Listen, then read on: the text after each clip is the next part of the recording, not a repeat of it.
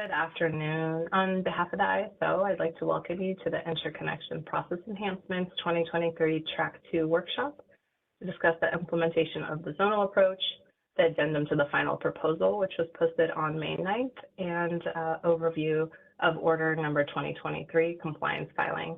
My name is Elena Coppola of Alfred, representing ISO Stakeholder Affairs, and I'll be facilitating the web conference today. Before we get started, just a quick reminder that these slides and related materials are available on the Interconnection Process Enhancements Initiative page. You can get to that page by going to CAISO.com, navigating to the Stay Informed tab, selecting Policy Initiatives, and that will take you to our main initiative landing page. From that page, you'll be able to navigate to the IPE page, and the documents will be towards the top of that page.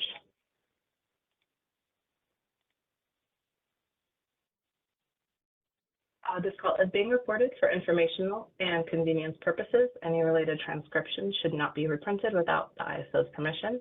This collaborative meeting is intended to stimulate open dialogue and engage different perspectives, but please keep comments professional and respectful. And please try to be brief and refrain from repeating what's already been said so we can manage our time efficiently today. If you need technical assistance during the meeting, you can send a chat to our event producer. Today's event producer is Jason. To raise your hand, if you connected through your computer, use the Call Me option. You can select the raise hand icon at the bottom of your screen. If you dialed in outside of the WebEx into the phone only line, you can press *3 to get into the question queue. And anytime you have a question or a comment, please remember to state your name and affiliation first. And you can send questions in the chat to me or to all panelists. So our agenda for today, after this, I'm going to hand it over to Danielle Mills for a quick intro and overview, and then Benet and Robert will cover the implementation of the zonal approach. Then we'll move over to the addendum topics with Danielle Mills and Bob Emmert, and then overview of order number 2023, compliance filing with Bill Weaver, and then going back to next steps after that, and we'll be stopping throughout for questions. I'll hand it over to Danielle Mills. Thanks, Elena, and hi, everyone. Thanks for joining today. I just want to start with sort of grounding us in where we are today. This workshop is to focus on the addendum to the final proposal, which is not demonstrated in this normal graphic that the ISO uses to demonstrate the stakeholder process. As many of you hopefully know, we released an addendum to the final proposal last Thursday, clarifying some issues where we heard some additional stakeholder concern and need for clarification. So we'll be focusing on those areas today for the workshop. Because we are so close to the California ISO Board of Governors considering this item, we would like to focus comments today on really clarifying questions and any questions that stakeholders have. We're at the point now, beyond the final proposal, and with this going to the board for an informational briefing in May, where any positional statements and opinions that you'd like to express should really be expressed with the Board of Governors. So we're not here to sort of restate positions or hash out those issues. I think the final proposal remains unchanged. The addendum just seeks to clarify a few things. And after the board has the informational briefing next Thursday on May 23rd, they've also scheduled a special board session for their consideration of the IPE Track 2 proposed changes for June 12th. So at that time, they'll actually consider the final proposal. So again, if you have comments and positions on the broader final proposal, now is the appropriate time to bring those to the board rather than to this workshop. The purpose of today's workshop is really just to make sure that everyone has the information that they need and to address any clarifying questions. So with that, that's the rationale for focusing first on the zonal approach. It's an area where we've heard a need for additional clarification from stakeholders to be sure everyone has a clear understanding of how available transmission capacity will be assessed. So we'll do that. Then we'll also look at the addendum and some of the issues around the scoring criteria, as well as energy-only resources there, just to be sure everyone has a chance to discuss expectations around how that process will work. After the ISO takes this to the Board of Governors, if we get approval from the Board of Governors, we'll file with FERC likely sometime in July and be seeking a response date before October 1st so that we can enable Cluster 15 to proceed as outlined in the final proposal. I'll stop there and see if there are any questions.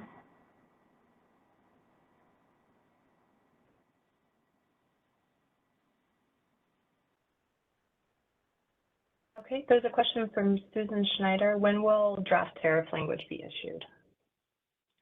Thanks, Susan. We don't have a date yet for posting draft tariff language. We may post it in sections, so we may post certain sections first. We will definitely post it prior to filing at the board, as we always do, but we don't have a final date yet for when that'll go out.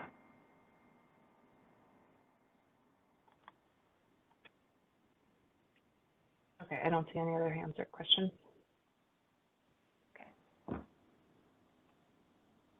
All right, thanks. Next slide, please. So with that, I'll turn it over to, okay, sorry. With that, I'll turn it over to Benet and Robert to walk through the zonal approach. All right, thanks, Daniel. Oh, looks, I thought I saw some hands going up, but maybe not. Okay, all right. Thanks, Daniel. So good afternoon, everyone. My name is Benet Shrestha. Like Daniel said, the purpose is today is mostly to clarify things where we heard back from stakeholder that things are not very clear. So I will be going over, there's a few slides we put together to explain the zonal versus constraint-based available capacity assessment. So can we go to the next slide, please?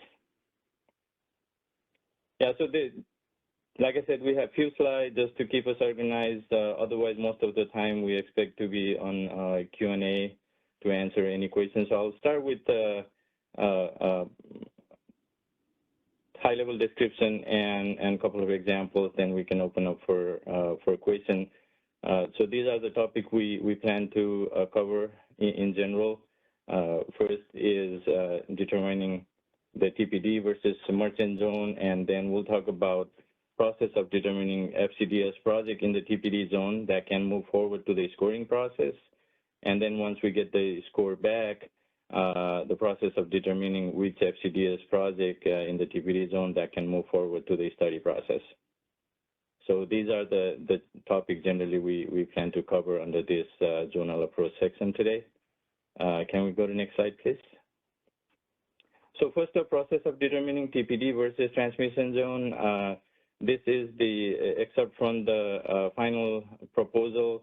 Just for reference, I'm not going to read through this. As you see, the sentence starts from to address these issues. Those issues are relating to the previous proposal where the proposal was to rely on CPUC portfolio-based megawatt numbers for each zone or study area. As we tested that approach on Cluster 15 applications, the results were not consistent. So we developed this new approach of determining TPD versus merchant zone, which is kind of in the words here. I'll go to the next slide. I have some examples. Hopefully they'll help explain it a little bit. So what we have here is 3 examples of whether the zone will become a TPD zone versus a merchant zone. On the right-hand side, there are some legends. The solid circle is representing a study area or zone. The dotted kind of oval shapes are representing constraint boundaries. As you can see, constraint could be within the study area or zone, or it could be crossing over to different zone. And there are some colored stars, which are all POIs. The blue one being POI that has not been studied, and the green one being the POI that was studied and has greater than 50 megawatt available capacity. Red one are the studied POI with available capacity less than 50 megawatt, and the gray one is studied POI, but those are not identified behind any known area constraint. So with that, I'll just walk through real quick each of these. So first one shows that there are different constraints. The study area has three constraints, one within itself, two kind of overlapping with other, and the two constraints that are overlapping has zero available capacity, so all the POI within that constraint has red stars. The kind of middle one that is just within this study area has some available capacity, so there are green stars, but the one that overlaps with the other constraint, which has zero capacity, those are red stars. So situation like this will become a TPD zone. If we go to the second one, all the studied POI are behind the constraint, and all those three constraints has no available capacity. So in this situation, this zone will become a merchant zone. On the third one, all the studied POI, most of the studied POI are behind the constraint, and all those constraints have zero available capacity. So all those are within the constraint are red, but there are some other studied POI. Those were not behind any known area constraint. Those are the gray ones. So in that situation, the zone will become a TPD zone. So these were the three examples that we could come up with. Hopefully this explains how, in the final proposal, how we plan to determine a study area or zone as a TPD versus merchant zone. So I'll stop here. This is end of the first topic. So let's see if there are any questions. Our first hand is from Susan Schneider. Hi, Susan Schneider, Phoenix Consulting. This is very helpful. I have a couple of questions about the unstudied POIs and a question about cluster 15 and 14. For the unstudied POIs, it seems possible that at least some of them might have available deliverability and perhaps even over 50 megawatts but you're classifying them in a merchant zone. Is that outcome possible?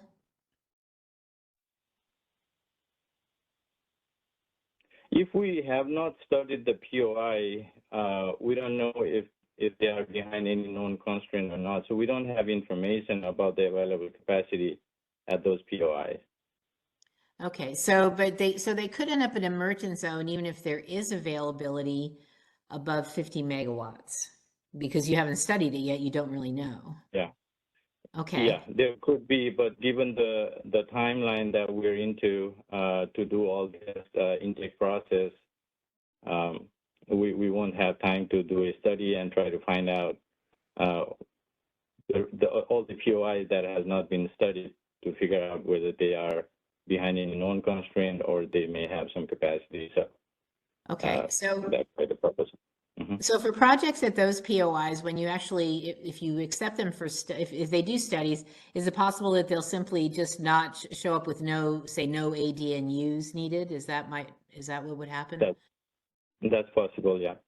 Okay, and then for projects that are POIs that are not been studied yet, I know you guys have issued a lot of information that you've posted, and I assume those will be updated after the TPD allocation results are in, but all the good information you have about how many constraints they're behind and all of that, they won't really have any information about that, right? Before they go into POI this that process. has not been studied? Yeah. Yeah, no, it won't be in that those information provided, yes. Okay. And I just have one wider question.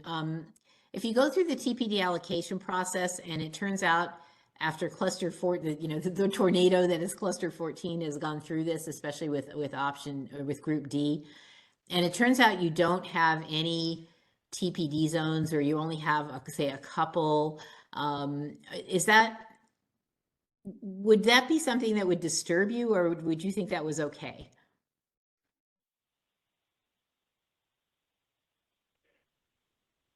So based on the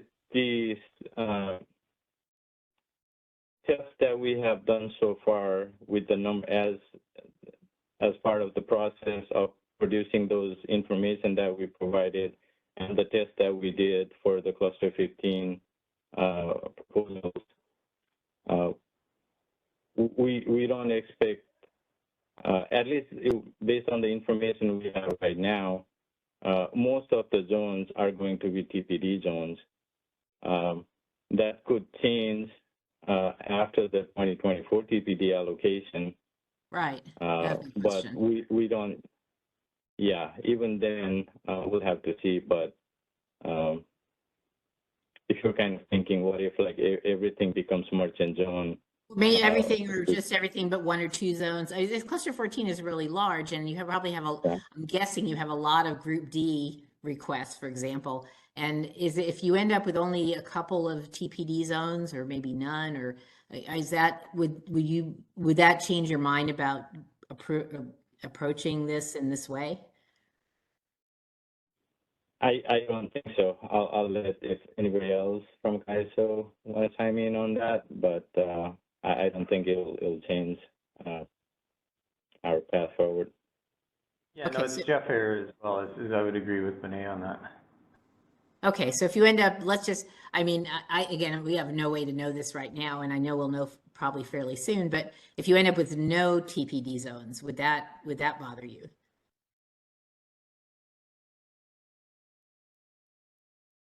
No, I don't think so. That, that means in the area where we have some capacity, those have been allocated, and there is still path forward as merchant project. And if those projects are at the location where we haven't studied, there may be some capacity that may come out to be having deliverability without being behind any area constraints, so that is still possible. So I think the short answer is no. Okay. All right. Thanks very much. Those are all my questions. All right. Thank you. Okay. Our next hand is from Sushant Bharave.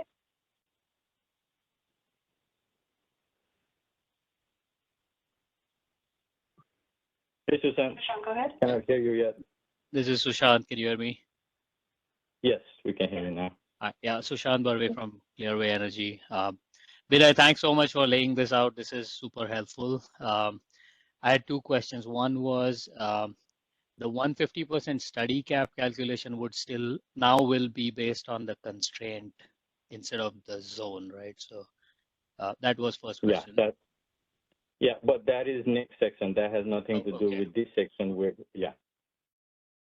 All right, yeah. So on this one, I think the purpose of this idea of merchant zone was to see locations where there may be upgrades that projects might be willing to take on. And this first example of TPD zone is, I think, ideal for laying that out. So the top left constraint, which shows no POIs, I think those are the regions where the idea of merchant option were very attractive, where it's a zone that has some TPD, but there's just one constraint that may have, say, a $55 million upgrade. So it does not get classified as LDNU, but falls up into the ADNU bucket. And that's where I think projects would be willing to take on that risk. And that was the intent of the merchant option. And I think in this proposal, by still sticking to zones, we are eliminating a lot of these constraints where there may be a relatively cheaper ADNU that projects might have a path forward if they are willing to fund. And so our comment or recommendation was that instead of TPD zones, we also translate this framework to TPD constraints and merchant constraints. Have you thought about the ability or mechanics of going that one extra step? I know looking at study cap from constraints is one step you have taken in the right direction. I'm wondering if there's one more step KAISO can take.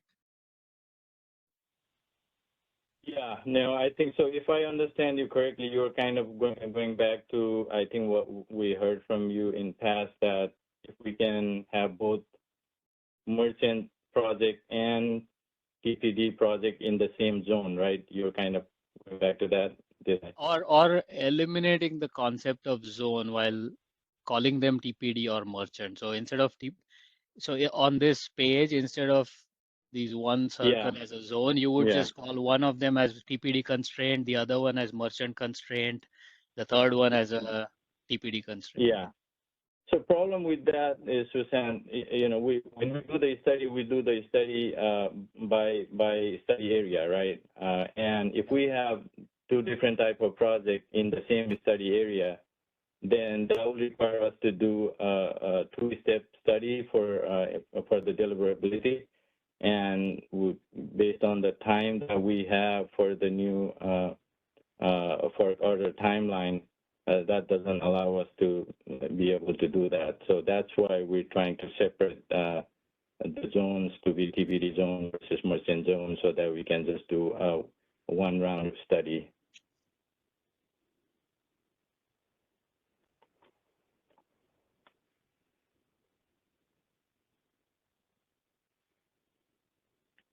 Okay, I think, I mean, that two-step study is a challenge. I realize that. I'm wondering, maybe first round you perform this way, and then in the next cluster, if KAISO would consider this, we'll have to think about it. But yeah, I think we'll still recommend that if now the study cap is being already evaluated on a constraint basis, maybe this naming of merchant and TPD could also be done in the same way. But yeah, thanks for the explanation there. Sure. Thanks, Susan. Okay, let's go to Rianne Quadro. Hi there, can you hear me? Yes, Rianne, we can hear you. Great, thank you. Rayanne Quadro, Gridwell Consulting on behalf of EDF Renewables. I wanted to dive really deep into the details and ask a clarifying question about how this information will be available to interconnection customers. The spreadsheet that KAISO provided with POIs on the x-axis and constraints on the y-axis is really, really helpful, and I want to thank you for that. Is there going to be a way where we can look that information up, including whether POI is in the merchant or TPD zone? Because at this point, in my mind, the only way to do that would be to cross-reference it by reading the PDF. And that just seems a little complex and ripe for error. Yeah, no, we don't think it's that complicated with the information. You probably realize that we also publish the POI list for each study area or zone. So if you put those two together, it's pretty straightforward. So I agree that there is a little bit of work to be done, but we believe that the information provided is sufficient to come to that conclusion for any POI. Understood. I did include that request in my comments, and my reasoning for asking for it is so we can, as clearly as possible, inform developers, no matter their sophistication, on whether they are entering the queue as a merchant or as a TPD interconnection request. So, you know, I'd appreciate it if you take it under consideration, but I understand. Okay, thank you. Okay, let's go to Vinit Marathe. Hi, this is Vinny from Clearway. One question I had regarding the unstudied POI in merchant zone was, as I understand, there won't be any like a defects type of calculation to make sure that the unstudied POI has some capacity, because I think you are doing that defects calculation for unstudied POI in TPD zone. So why do you cannot like repeat that same in merchant zone? There is a lot of POI that are not studied in certain zone, and it's not feasible for us to do another round of study. I don't know how, just I guess selecting some general injection at those. So it's basically not feasible for us to do that and come up with that information.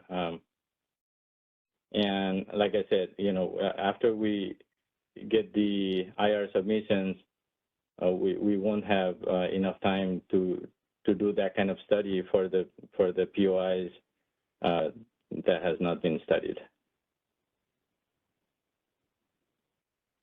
Okay, got it. But this still provides the path forward for anyone to develop projects or submit interconnection requests at those POIs. And if you do your own study and you figure out that some of those POI are not behind any known constraint, then you can still go ahead and submit the application there. It will be studied, and if you're right, you'll come out with no ADNUs. So we expect interconnection customers to do some study on their part as well, using the information that we're providing. Okay, got it. And then when you say if it's a studied POI or not, that means whatever constraint spreadsheet that you have published and also the list of POI against zone, they should cover all the studied POIs, right? Like, for example, in the next round, when CAISO is going to update the constraint sheet based on the TPD allocation, there wouldn't be any like more studied POI that we'll see, right? No, it will just be updated to the same list of POI, because we're not starting a new project in the TPD. Right. Okay, thank you. Sure. Okay, let's go to Piotr Bukowski. Yeah, hi. Thank you.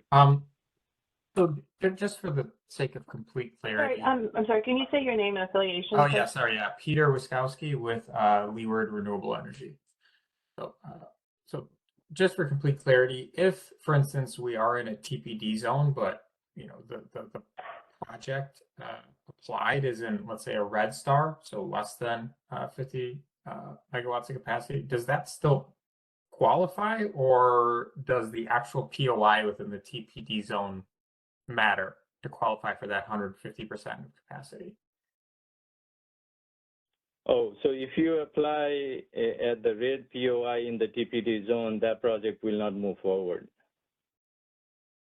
Okay, so you need to be at the specific POI, correct, to qualify? The specific POI with capacity, right? Yes, so yes, that we will cover in the next section, how we will determine projects that can move forward to the scoring. I think you're getting into that, yeah. Okay, terrific. And then the follow-up question is, when will the updated, let's say, POI level study results be provided following the TPD results, like the constraint spreadsheet that was just mentioned? When will that be refreshed with this latest TPD results and made public? I'm not sure what you mean by POI level result. What we plan to do is to update the information that we provided. I'm talking about that POI matrix with the available TPD information. We will update that available TPD information based on the 2024 TPD study. Yes, that POI matrix is what I'm referring to. When will that be refreshed following the TPD results? I think it'll be sometime in July. I think that's what we said last time. Okay, thank you. Sure. Okay, our last hand is from Aisha. Yeah, Binay, thank you for this. Really helpful. Can you hear me? Yes, we can hear you. Yes, we Aisha. can. And just please remember to state your affiliation and full name. Sure, yes. Sorry about that. Yeah, my name is Aisha Bari. I am with Recurrent Energy. Binay, I actually had a question. First question was related to the constraint map that you guys provided in April. For us to identify the green stars, how can we use between the green and the red stars? How do we determine that based on the information you provided in that Excel on April? Like you have provided like 3 rows, right? Transmission planning capability, allocated TPD, available TPD, right? So what math do I, so if there is a number in the available TPD which is non-zero, I take the minimum for a given area, and that's how I know that that is a TPD zone versus merchant zone. That might be my first question, sorry. And then the second will be based on my POI and the constraints it has been allocated to. If there is a non-zero value in that available TPD, does that mean if there's a non-zero value for all constraints that is allocated to that POI, does that mean my POI becomes a green star, or is there more to it than that? Yeah, sorry, you kind of lost me. I was following a little bit in the beginning. Well, let me see if I can answer. At least I followed kind of like the first half of your question. So, so in that matrix, it's too bad that I cannot bring that spreadsheet here right now. I cannot share a screen. But if you can remember, so he has 2 things, right? On the y-axis or in the first row, there's a list of POI, and in the x-axis there's a list of constraints, right? And each constraint has the available capacity, available TPD number. So so the matrix tells you whether a certain POI is behind each of those constraints or not, right? That's where the check marks are. If there is a check mark, that POI is behind that constraint. And that if that constraint has a certain, let's say 100 megawatt available capacity, that means that POI has some available capacity. So you do that throughout, you know, going all the way to the right for that POI, and see which other constraint that POI is behind and what are the associated available TPD for each of those constraints, right? And if you see any 0, that means you're right, it will be the minimum of that. So if you see any constraint that has 0, that means it will, in this example, it will become a red star because that POI has at least one constraint that has no capacity available. But if you see all non-zero and it is in the TPD zone, then it will become a green star. That it has. Okay. Yeah. So that's very clear. That makes sense. Now, how to identify the TPD zone circle versus the merchant zone circle based on that information?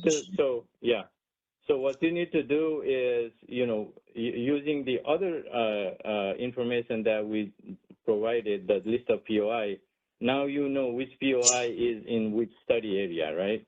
Yeah. Okay, so now you do the same thing that we talked about a little bit earlier for each of the POI, and if you find out that all the studied POI in a study zone is all red, then that will become a merchant zone. But if you find out something like the first example, there are some POI that has no capacity, but some POI that has some capacity, or some POI that was not behind any constraint, then that will become the TPD zone. So that's how you put those two information together and find out that, yeah.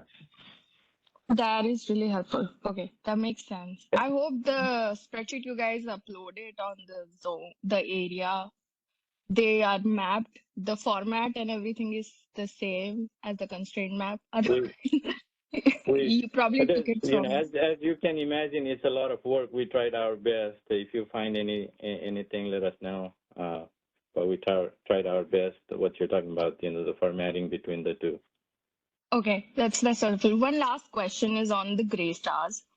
How can we identify what, like, apart from just running the study, is there any other way to identify how a gray star based on its neighbor could potentially be behind a constraint, or the only way to identify what constraints these gray stars could come behind is to run a study? So gray star, by definition, you will not see Actually, those POI sorry, in the. I meant the blue stars, the unstudied POIs, not the gray stars. Sorry, I was talking about unstudied POIs. Oh, so now you lost me. So No. what I about was just the blue gonna star? ask. So the blue stars that are the unstudied POIs, for us to identify which constraints they could potentially be behind, is the only way to do it is to run a study, or is there any other way the ISO suggests we could identify? Yeah, so once we publish a heat map, which we've been talking about, which we plan to publish sometimes in Q3 of this year based on cluster 14 phase 2. So once we do that, then the heat map is POI by POI, right? Then you can look at the POI that you're interested in that has not been studied, and you can inject some megawatt there, and you will see what would be the corresponding the constraint that the POI will be impacting. And if those constraints are part of the known constraint, then they are behind. So long story short, right now, if you are to do it, you have to do some defect study. You know what constraints are, all those known constraints that are reported in the constraint matrix. So you have to do a study to see, what are the defects of this new unstudied POI against those known constraints. But you'll have the same information once we publish heat map. You may be able to use heat map to do that. Got it. Okay. Thanks so much, Binay. It's really helpful. All right. Thanks, Aisha. Okay, there's a question in the chat from Melky Wall. Where can I find the spreadsheets Aisha just mentioned? It is in the initiative page where this presentation, today's presentation is located. It's in the same initiative page, has all the other information that we provided as part of the IPE process.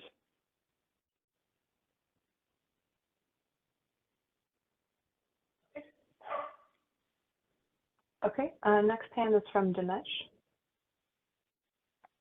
Dinesh. Can you hear me? It was kind of choppy. I didn't quite hear you. Can you try again? Binay, can you hear me now? Yeah, I think it's a little better. Okay. This is Dinesh Salem Natarajan with EAS Energy, an independent consultant. Binay, thanks for the clarifications, and I can understand a lot of effort has gone through. So questions, are not to poke holes, but just to try to get an understanding here. When I look at what you have here as merchant zones, is it possible that some of the unstudied POIs within a merchant zones, when you do study them, perhaps you may come up with available capacity? Is that possible? Yeah, I think that's exactly what Susan asked a little bit earlier. That is possible, yes. So in that case, what is the plan if you were to find that? Would that be classified as a TPD zone, or would you move forward with it as a merchant zone? It will continue as a merchant project. It will go through the study process. And if it is at those locations where there is no constraint, then it will come out as not needing to fund any area deliverability upgrades. And they would be assigned deliverability, right? Is that for that? Then they have to go through the TPD allocation. but that'll be in a subsequent cycle, right? Or can they change it once they get the initial results or the initial phase? I did not quite get that. Somebody else from KSO followed. Actually, Vinay, if once they go through as merchant, if there are no constraints, they have a TPD allocation. Oh, okay. Okay, perfect. Well, this is Bob. They are eligible for an allocation. They don't have one until they actually go through the TPD allocation process. And they can do that within the same study cycle, right? For the cluster. They can do that as soon as their cluster group is able to seek an allocation, those projects can seek an allocation in that group. Perfect, thank you. So if they do have to fund an upgrade, they still have to go through the TPD allocation process? Now, his question was if they are found that they're in a merchant zone, that they are in an unstudied POI, and it turns out there are no ADNUs required, they don't automatically get an allocation because there is no ADNU associated with that project, at least no new ADNU. Okay, so if there is an ADNU, then they do get an allocation. I mean, they don't need to go through the allocation process if there is an ADNU. If there's an ADNU that they are required to fund, they automatically are deliverable under that, as long as that ADNU is still required for that project and they're still funding it. Okay. I think that did clarify for me. Thank you. Thank you, Dinesh. Okay, there's a couple questions in the chat from Jasmine.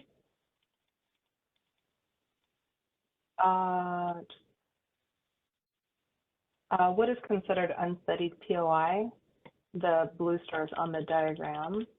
If POIs aren't included in the constraint list provided by KSO, are those considered blue stars? So what considered unstudied is POI that was not studied in cluster 14 phase 1. The POIs that are reported in the matrix, those are all the POIs that are identified to be behind one or more area constraints.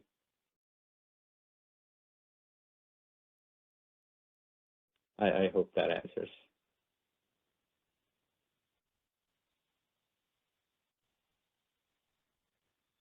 Okay, yeah, Jasmine said thanks.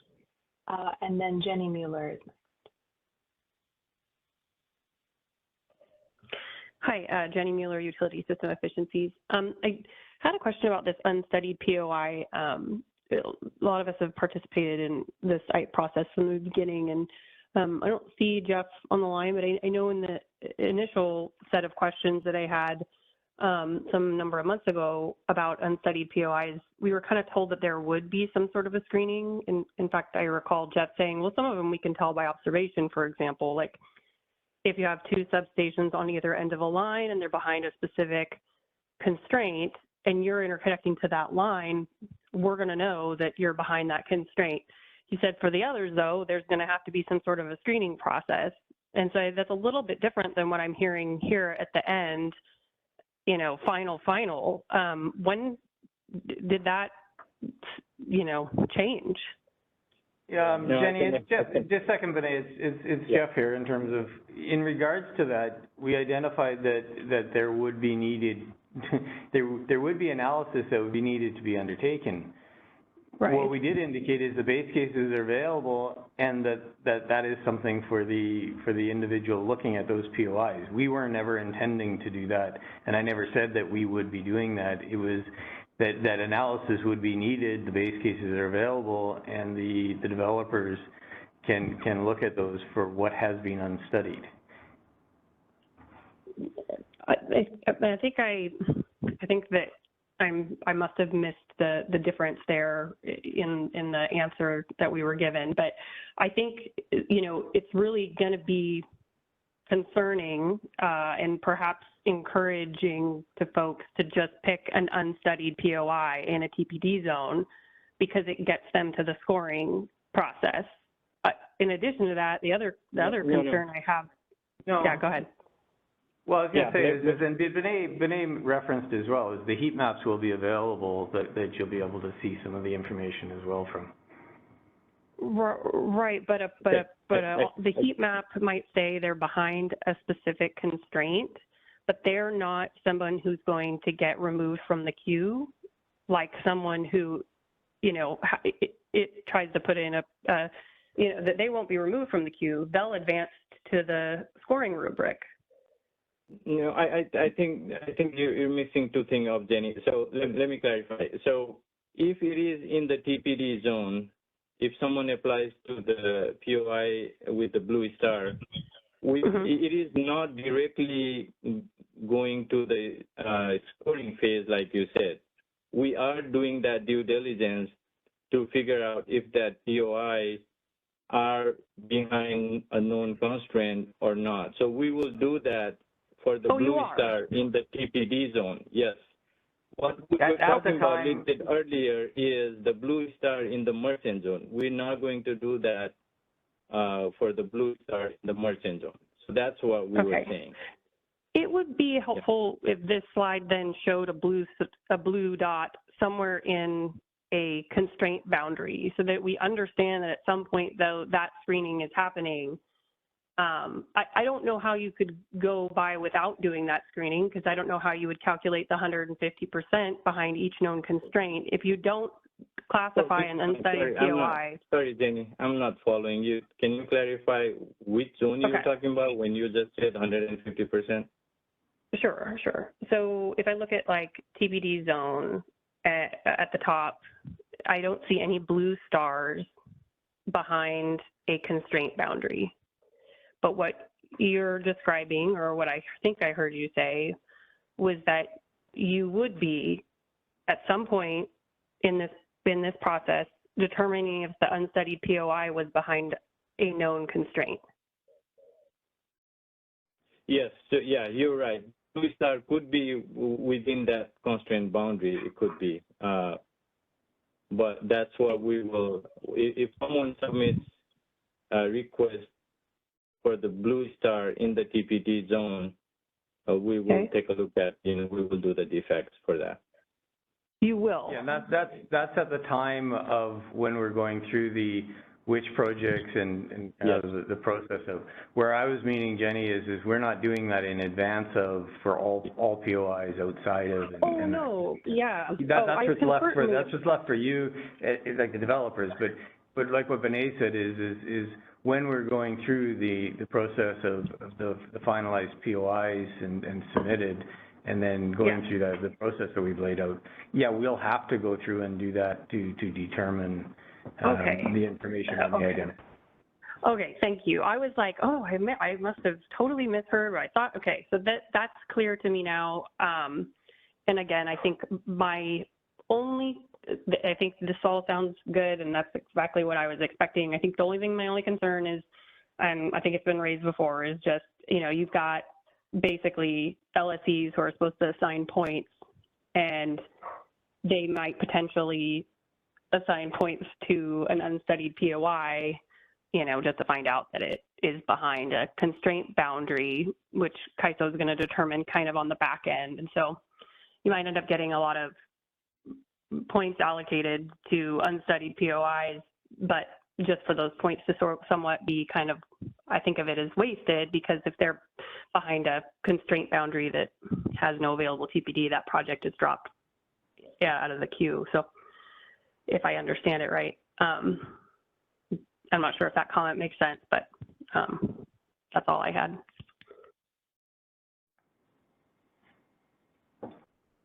Thank you, Jen.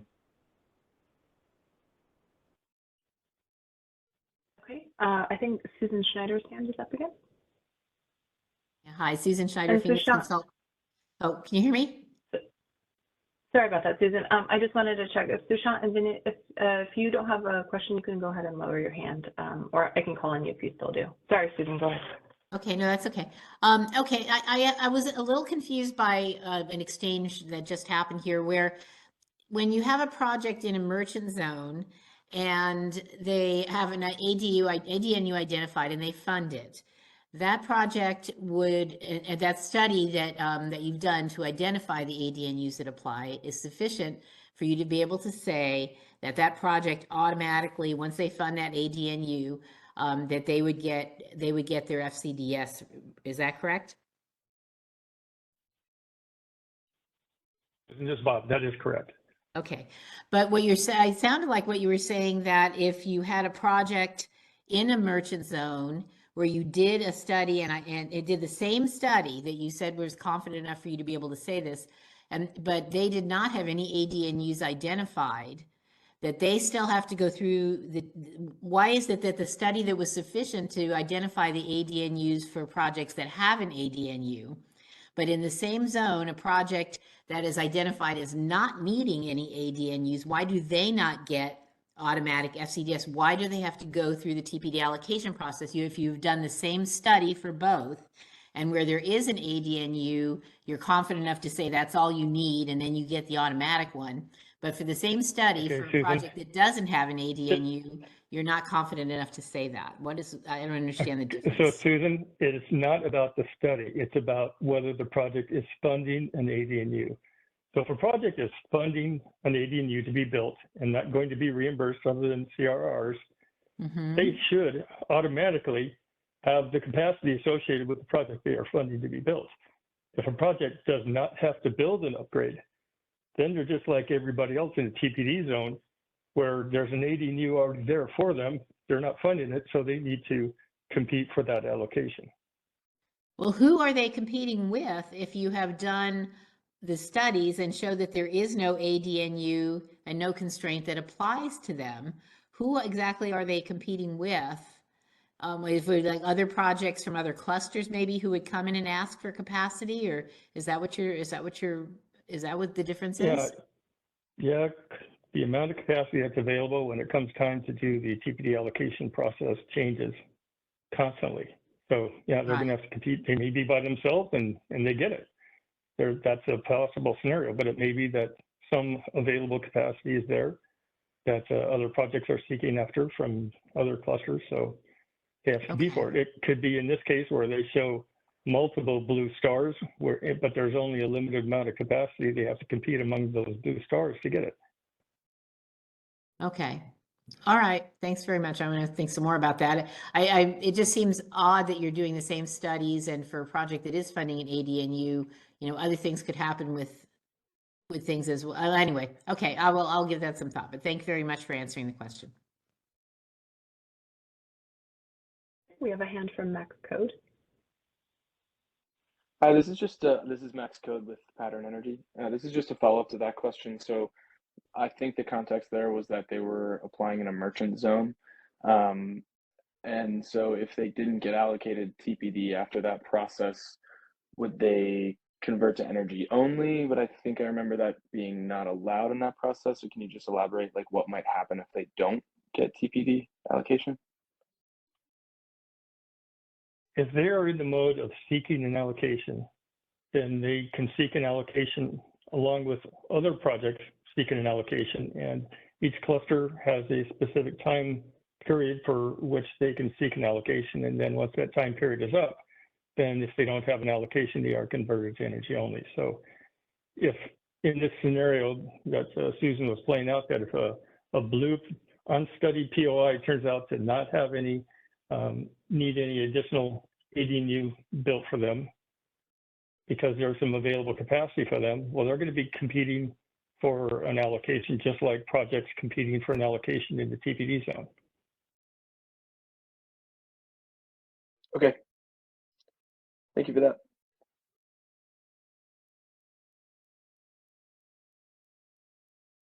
Okay, and Vinny, do you still have a question?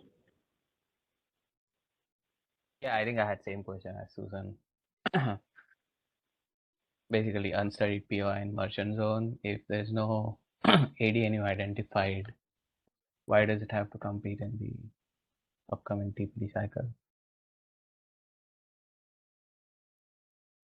I think Bob already answered that at least twice. Let's. I think we should move on in the interest of time. I have one more question in the chat from Bo. Does CAISO have an idea when Cluster 15 projects will first be available for TPD allocations?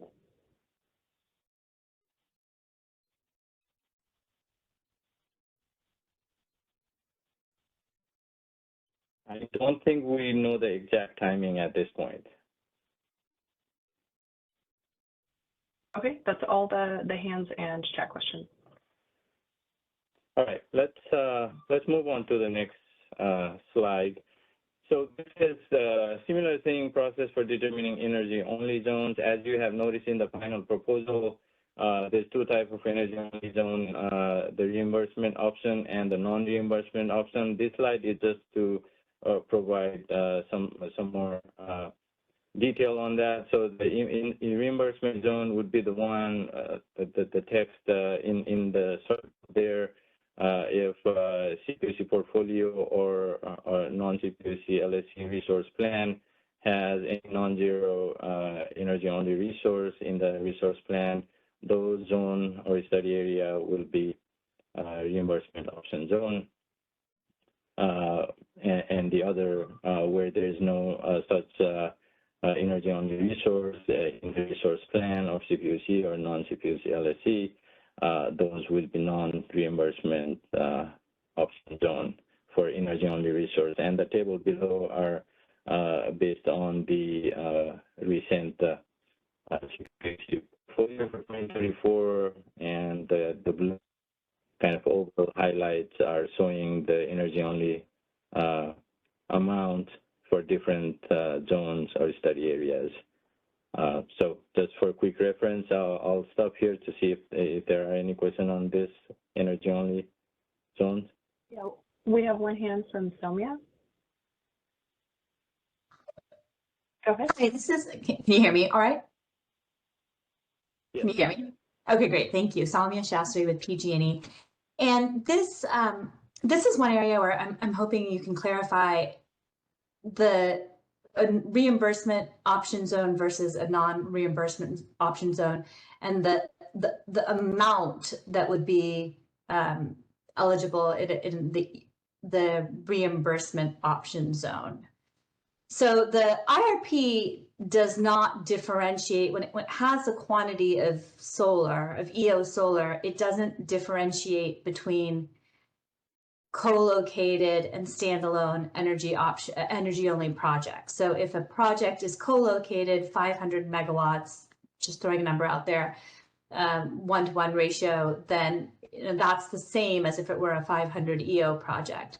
But my understanding is in the calculation of the number, the CAISO wasn't going to consider the co-located amounts. So I was just wondering, in the calculation of these zones, if wouldn't it make sense to actually subtract the co-located amounts before then seeing what was left over for standalone energy only projects?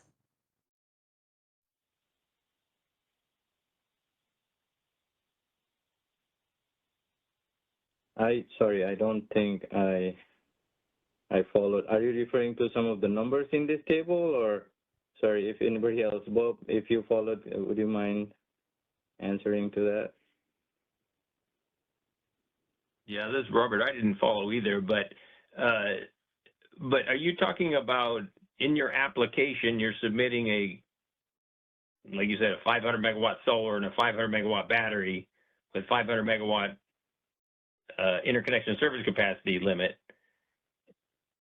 but you classified it as FCDS, that should be treated separately than if it was just a battery that was FCDS, or they're differently than just a battery? I guess I didn't understand your question, but Okay, am I so getting warm in the let scenario? me try again. I clearly didn't explain it well. Apologies. So in the looking at where energy only, whether energy, the need, where the need was established. So there's two options here, right? One is greater than zero energy only resources in the CPUC base portfolio, or non-CPUC LSC resource plans identified. And the other is no need for EO resources at all. And then my understanding, which may be rough, is that after that, there is a certain number that is allowed. And that may be what's the number below.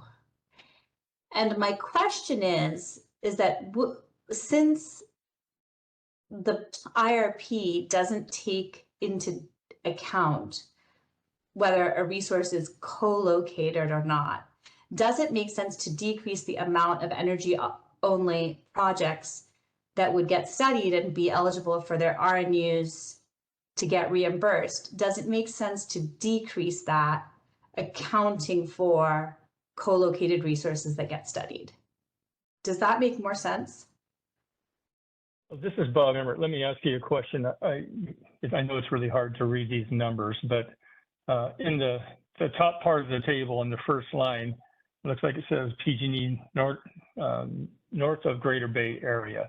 And you look at wind, and I don't really see the number very well. It looks like maybe 300 something. So are you saying within that number of 300 megawatts of wind, there is actually co-located storage associated with that as well? I think it's more the embedded in that opposite. 300 So number? if there's solar here, so here they have, I think it's, I'm squinting at it on the screen, but I think it's 320 megawatts of EO solar. But okay, that doesn't account for co-located solar that might be studied. So co-located with what? Co-located with storage. With storage, okay. FCDS storage. And are you saying the FCDS storage is in that 320 megawatts? Well, it could be that, okay, this is, that it's, if there's 293 FCDS storage, that is co-located with 320 megawatts of EO solar. And so therefore, if you're studying another 320 megawatts of EO solar and allowing it for RNUs that are eligible for reimbursement, then you may be allowing more than what was intended in the IRP.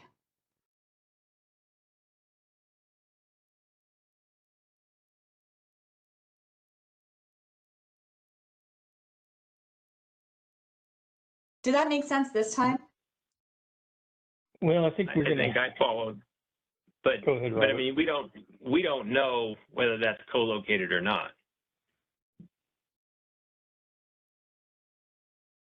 You wouldn't know You're for the saying EO, but you would know for the co-located that came in with FCDS, right? You would know those projects, right? Well, I think you're talking about the portfolio itself, right? The numbers you are reading are portfolio numbers, not Q numbers. Yes. So I guess it's just a question of when choosing the amount of EO that is allowable to study and then can get reimbursement, should the EO that's already being studied as a part, or the solar that's already being studied as a co-located project be considered? Well, again, it's not being represented as co-located. We don't know whether it's co-located or not. So it seems like a complication based on information we don't know. Okay, so I think I'm understanding the issue where project comes in a, let's say, a TPD option zone, and it's being studied, but part of it is co-located with storage, and its portion of it is essentially energy only. Yes. Are we taking that amount that's being studied as a TPD option project and subtracting it from that amount that's available for the energy only zone? Exactly. And exactly. I think that's something we're going to have to take back and consider. Okay, thank you very much. I think you got what I was trying to say. I appreciate it.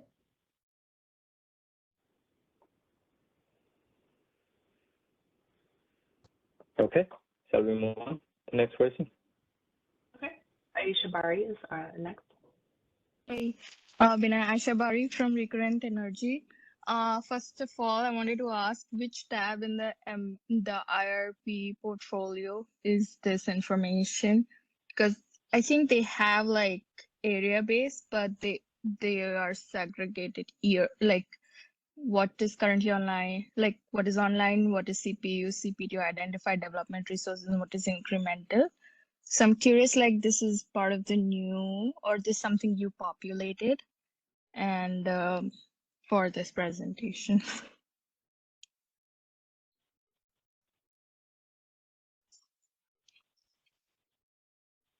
I'm not 100% sure where exactly is like this. Bob or Robert, do you know if it is exactly like this in the portfolio? It's exactly like this. Yeah. Yep. I think. Go ahead, Robert. You're gonna say the same thing I was gonna say, Robert. Go ahead. Well, I was just gonna say that this is in the portfolio. I guess what do they call it? Dashboard, but I don't remember which tab it was. But it is exactly like this in the portfolio dashboard is my recollection. Yeah, I have the Excel sheet open. It is, I don't see this anywhere in any of the tabs.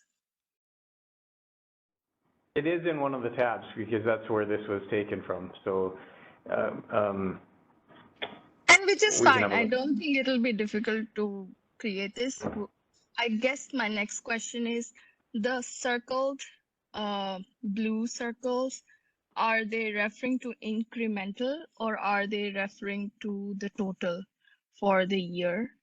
Like for us to identify basically if an area has energy only capacity for a certain technology type, do we look at the incremental generic energy EODS number, or do we look at the 23, 24 TPP MMT electrification based portfolio resources, basically the total of currently online development and incremental?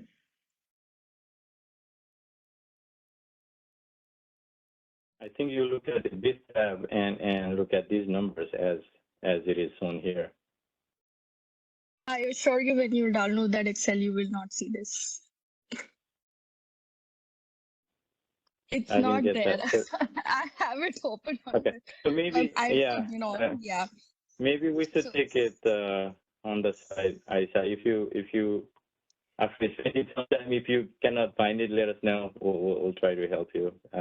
Yeah, I guess my question is, are you guys looking, what number would indicate whether we can say there is energy only capacity in an area? Is it incremental generic resource EODS number, or is it the total portfolio EODS number, like the 30 MMT, 23, 24 TPP number that we should look at? These are just the generic there. It does not include the in development energy only. Yeah, that's what I was trying to ask. So they don't include the online and in development. It's just the generic incremental then. Yes.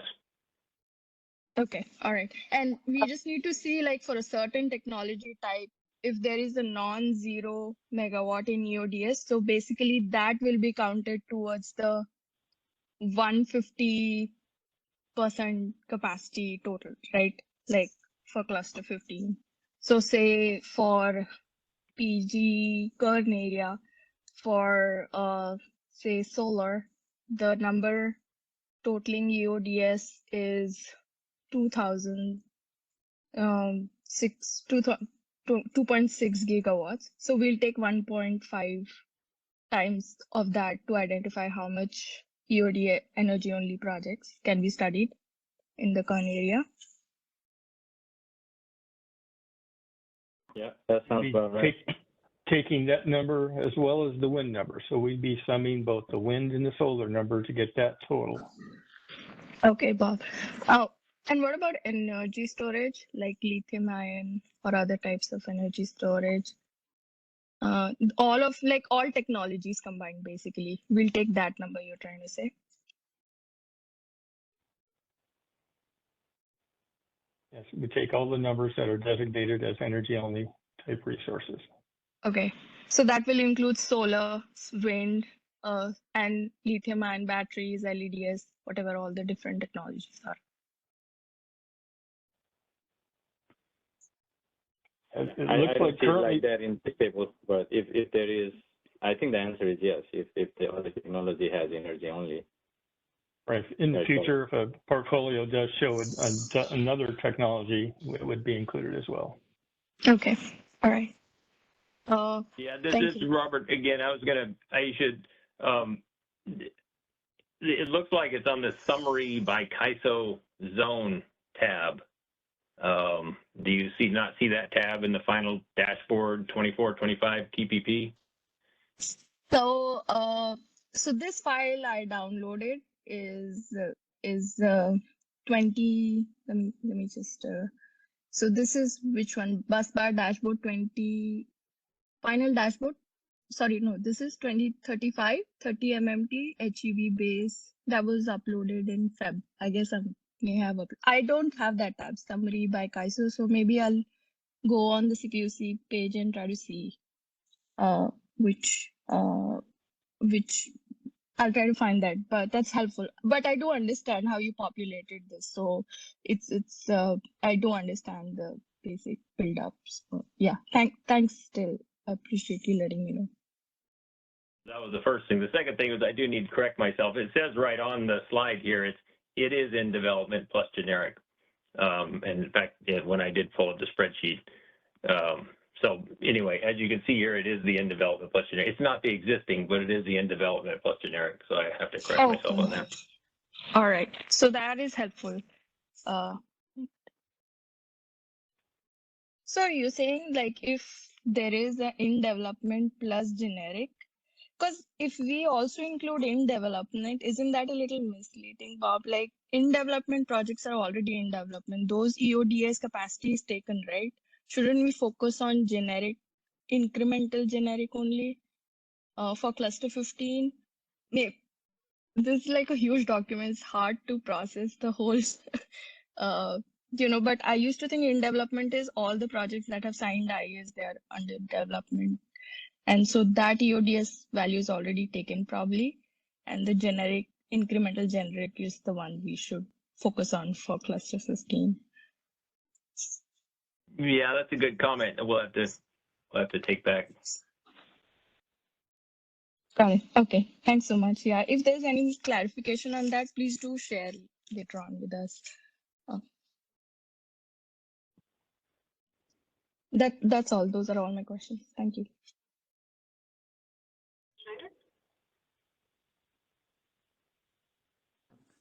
Yes. Hi, this is Susan Schneider, Phoenix Consulting. Can you hear me okay? Yes. Okay. I just have a couple clarifying questions. So the reimbursement option zone, first of all, as I recall in the, well, anyway, I just want to know if when you were scoring these projects, are they being scored only against other energy only projects? Yes. Okay. And are you doing it up to 150% of the amount for that zone, or that's shown as needed for that zone? Yes.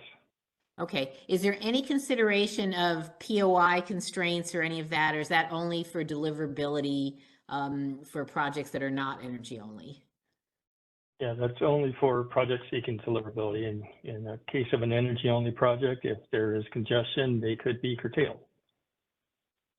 Right, but it looks, but if there, so you're not considering technology and you're not considering POI location for this purpose. That's correct. Just being in the zone. Okay. Okay, and okay, that's all. Those are all the questions I had. I just was just clarifying them. Thank you so much. Thanks, Susan. Our next hand is from Brian Rahman. Hi, this is Brian Rahman with Z Global Energy Consulting. So I just heard that the energy only projects will be scored against other energy only projects. But the question is, in terms of the 150% cap within that area, I'm assuming well, how does that work if you've got full capacity projects that are trying to compete to fill up the 150%? Is there a priority towards those projects over the energy only projects when you're looking at the 150%? The 150% is based on two different numbers. For a TPD, excuse me, for a TPD option zone, we're looking at the amount of TPD available in that zone and multiplying it by 150. Well, actually, we're actually doing it by constraint, but we're doing it for the amount of available TPD for each constraint. For an energy-only project, we're only looking at the amount available that's shown in this table here. So there are two different numbers to develop the 150%. So within a particular study area, we're going to be doing, if that study area has availability for both TPD and availability for energy-only projects, we're doing two separate calculations to determine how much full capacity projects can we accept and how many energy-only projects can we accept. So it's not against transmission capacity. In the case of FCDS, it's against how much TPD you've determined from that prior spreadsheet we were looking at or talking about.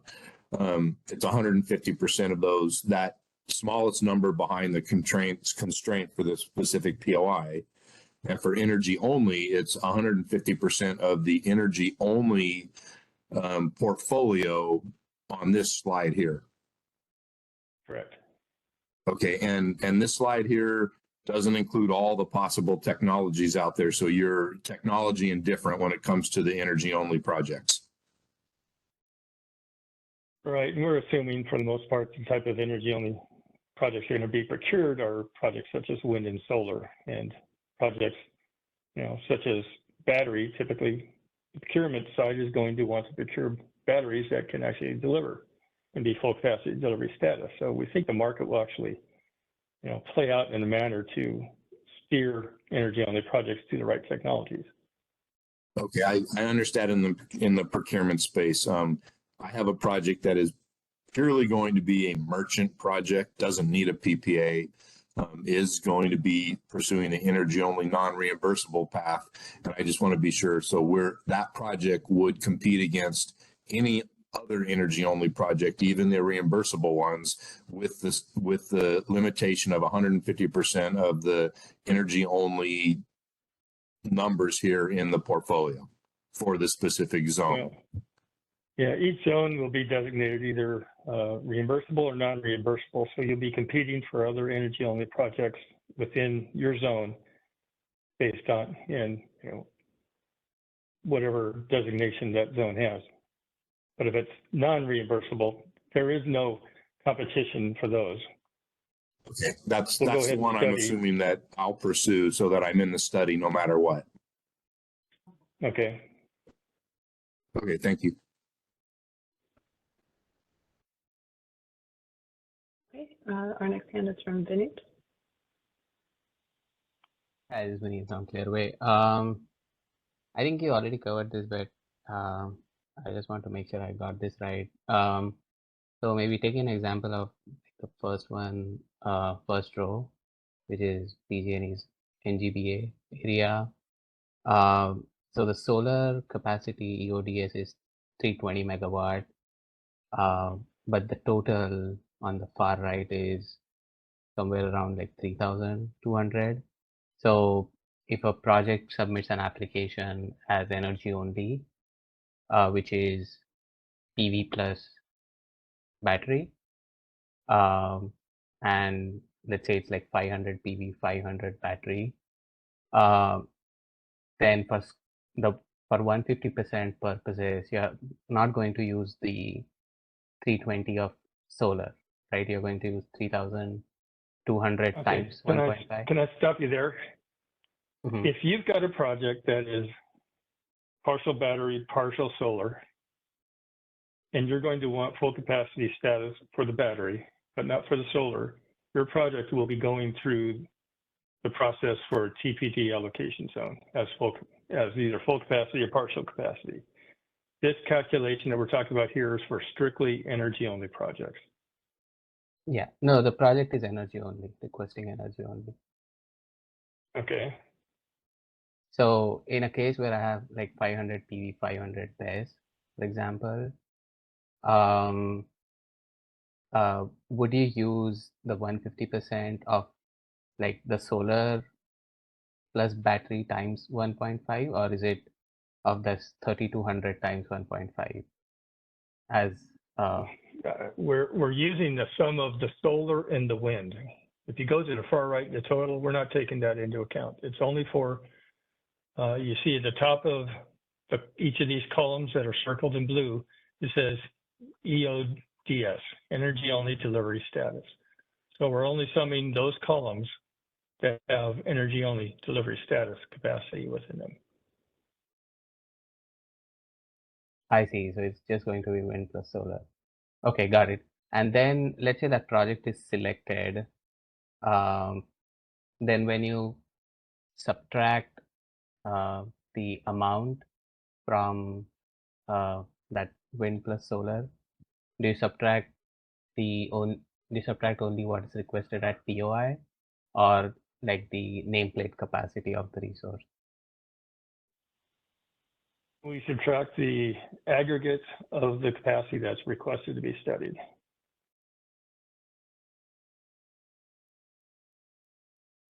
So in this case, you know, if you got two different technologies, we're going to sum those technologies together and subtract that amount. I see. So if it's 500 PV plus 500 BESS, you're going to subtract 1,000 from your 150% number to allocate to the next project. That's correct. Okay, thank you.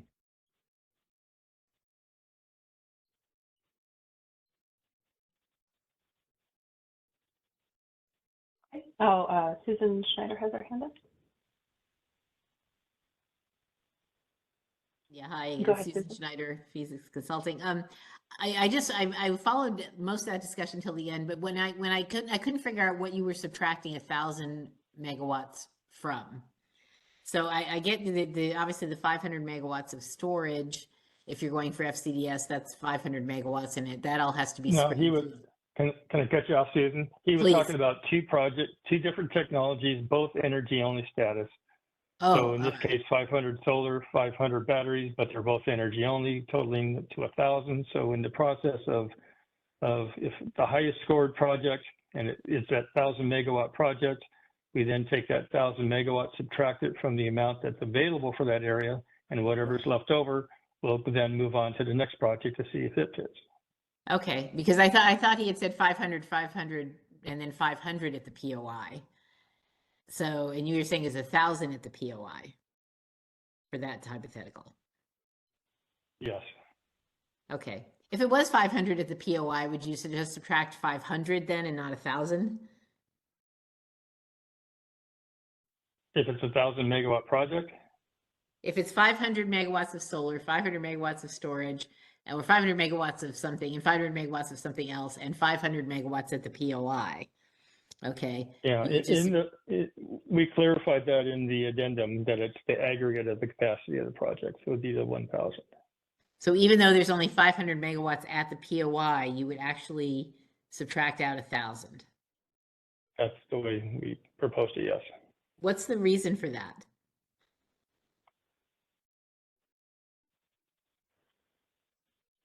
I guess I don't recall exactly what that was. I'm sorry?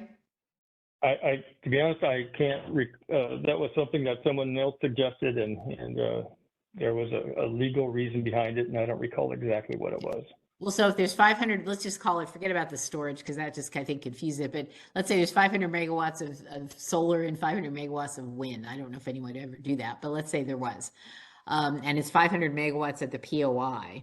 You would count that as 1,000 megawatts, even though it's only 500 at the POI. That's the way we proposed it, yes. Okay, I'm not sure I could actually understand the reason for that, but is that how the CPUC would count that?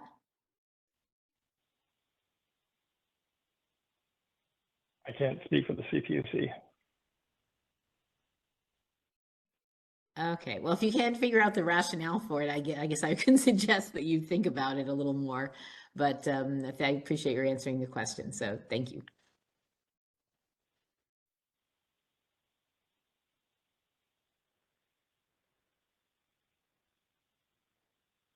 Okay, there's a question from Brian Ruffman saying, for cluster 15, what year in the CPUC IRP dashboard should we reference?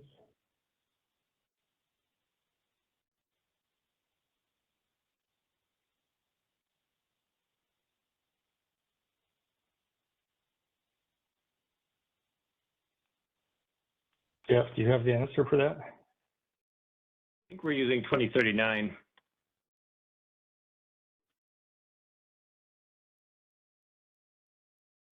Okay, I think we can go to Jeffrey, that's correct. Next. It's Jeffrey, that's correct, 2039. Thanks, Jeff. Let's go to Soumya next. Hi, Salmia Shastri, PG&E, and I just wanted to circle back on something that Bob just said, that if in that hypothetical 500 megawatt wind and solar project, that each would be counted as a 500 megawatt resource. To circle back to the point I made earlier about the co-located resource, where I say it was 500 megawatts of deliverable storage and 500 megawatts of solar, then it does make sense that that solar would count towards the EO amount, or that you take it off the cap of towards the 150%. And I know that was something that you were going to take back and think about. There's been a lot of discussion about that, but I just wanted to tie those together. Thank you. Okay, thank you. Okay, next hand is Kathleen Colbert.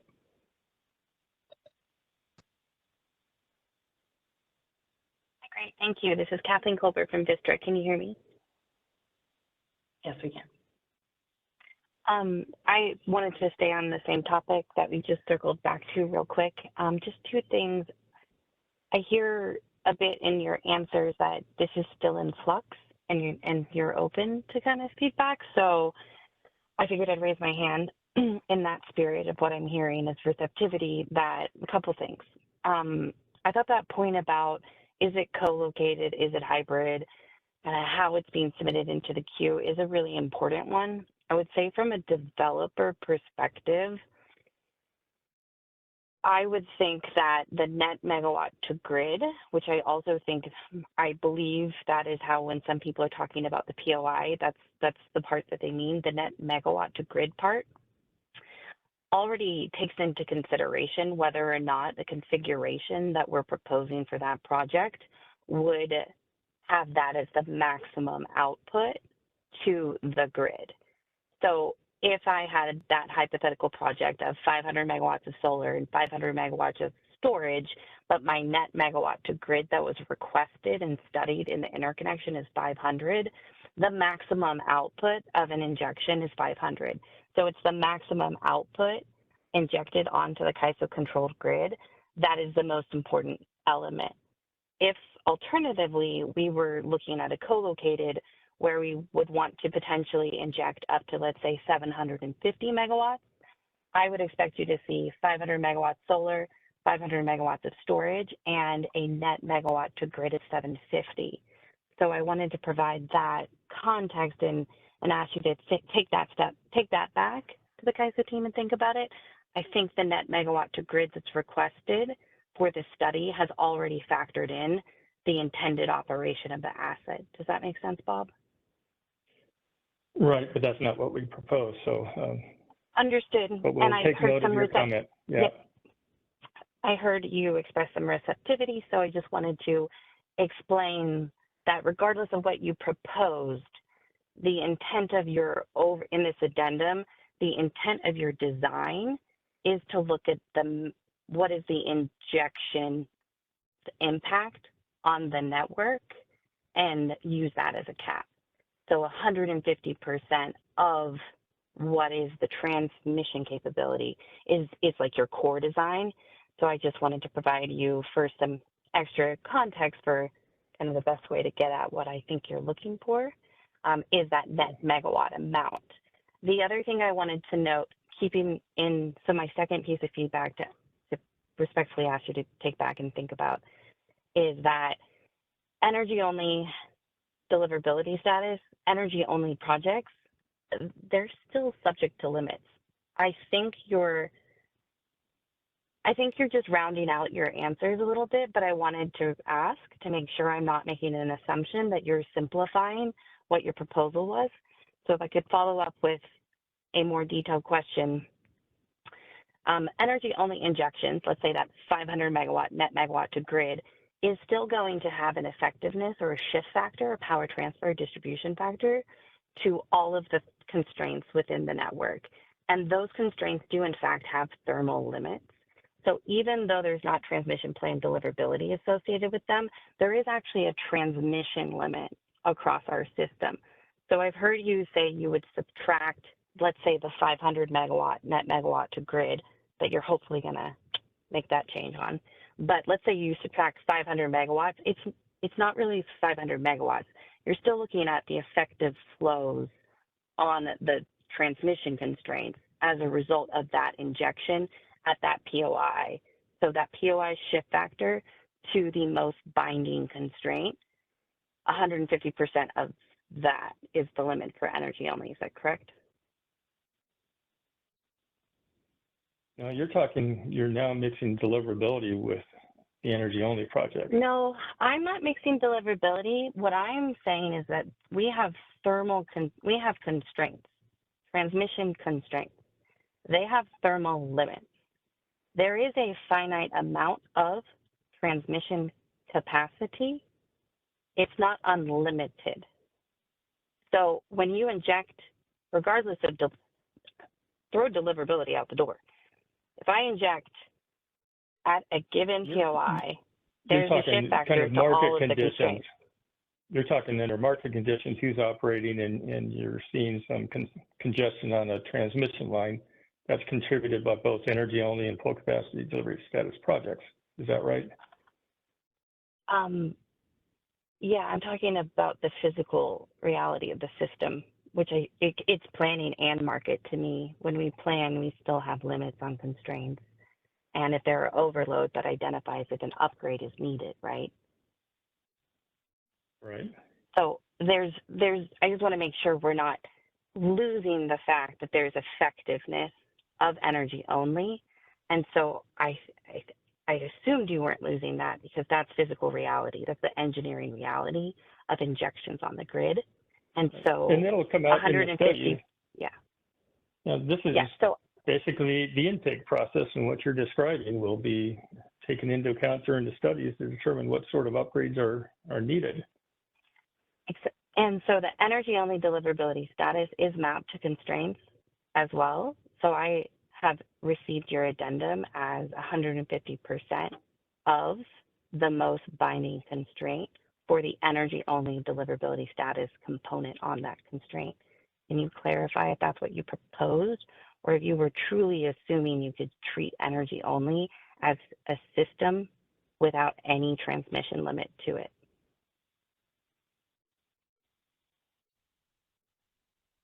I don't know, Benet, maybe you should answer this one. Yeah, no, I think it's the way I look at it is two different buckets. So there's no transmission constraint associated with the energy only component.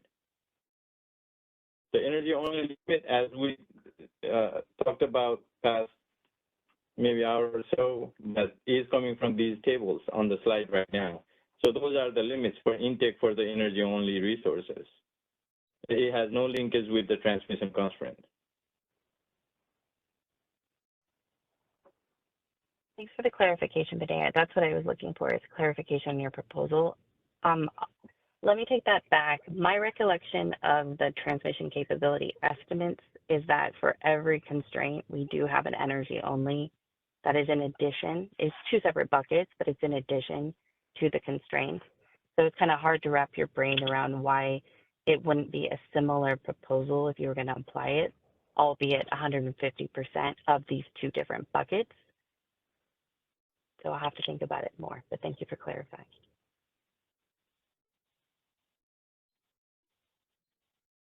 We're going to take the hands that are in the queue now, and then we'll move on to the next section. The next hand is from Dinesh. Thank you. This is Dinesh Salem Natrajan with EAS Energy Consulting. This goes back to Bob's clarification. So, Bob, as a follow-on to today's session, can you make sure that you're able to share the rationale of what you had proposed, going back to the example you discussed with Susan, right? Why the CalISO proposed what it proposed, which I understand now to be 1,000 megawatts. If you could just share that rationale as a follow-on to today's session.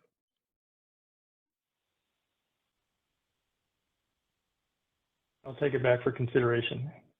Thank you.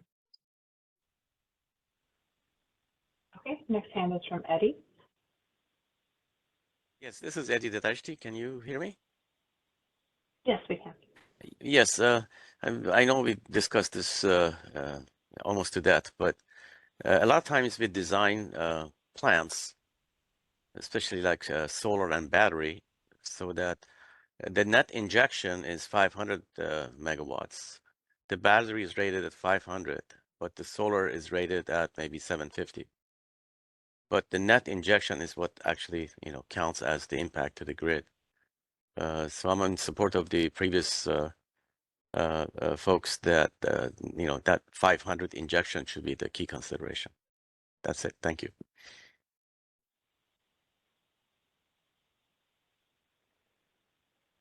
Okay, last hand is from Vladimir. Well, thank you. Can you hear me, guys? Yes. Okay. So I pretty much have the same question or statement, just like previous speakers. I think FERC Order 845 literally allowed to do 500 PV, 500 megawatt of storage, and have 500 megawatt of POI. So I'm not sure, is CAISO going to ask FERC to revise that in their tariff, this allowance, or what's exactly intent of CAISO here? I'm not really clear. This does not impact that. This is only part of the intake process. You can still submit a project to be studied exactly like that. Oh, okay. All right. Thank you. Thank you. That is the last of our questions for now. Okay. All right. Let's go to the next slide, please. All right, so we talked about TPD versus merchant zone. Next step, for the FCDS project that are in the TPD zone now, hopefully everybody understand that if the project is in the merchant zone or the energy only non-reimbursement zone, those projects don't go through the scoring part. The FCDS project in the TPD zone and the EO project in the reimbursement zone, those go through the scoring process. But this one, the energy only is not subject to any constraint or anything that we talked about. So there's no further evaluation. All those projects goes through, I'm talking about energy only in the reimbursement zone, goes through the scoring project. Based on the scoring, we'll start to take in up to the limit 150% of the energy only capacity in the portfolio. So that covers the energy only part. Now the only part for the for the scoring remains is the FCDS project that are in the TPD zone. And this slide, we try to explain how we will determine which project will go through the scoring process. And I think it's pretty straightforward. We already talked about this a little bit. So there's an example of TPD zone. The project submission at the red POI will not move forward. Project submitting at the green POI will move forward to scoring, and the project submitting to blue POI, this is what we talked about in regards to Jenny's question, is where it will go through. It may or may not move forward depending on our assessment of defects against the known constraint. So that's pretty much it for this slide. We can take quick question if there's any question on this step. Okay. There's a hand from Virginia Gross. Good afternoon. Can you hear me? Yes, and just a reminder to state your affiliation also. Yes, this is Virginia Gross with Southern California Edison. So as an LSC, we understand that, the CAISO will be providing a list of projects to be scored. So that list will be the result of that screening, right? Like, it wouldn't be just the QC15 list that we see right now. Like, there are 700 plus projects, so that's obviously not, it would be screened using that screening method, right? Like, do you see what I mean? No, sorry, I did not follow. Okay, I'm sorry. Let me try again. So when you send a list of projects to LSC to be scored, will that list be limited to those projects that are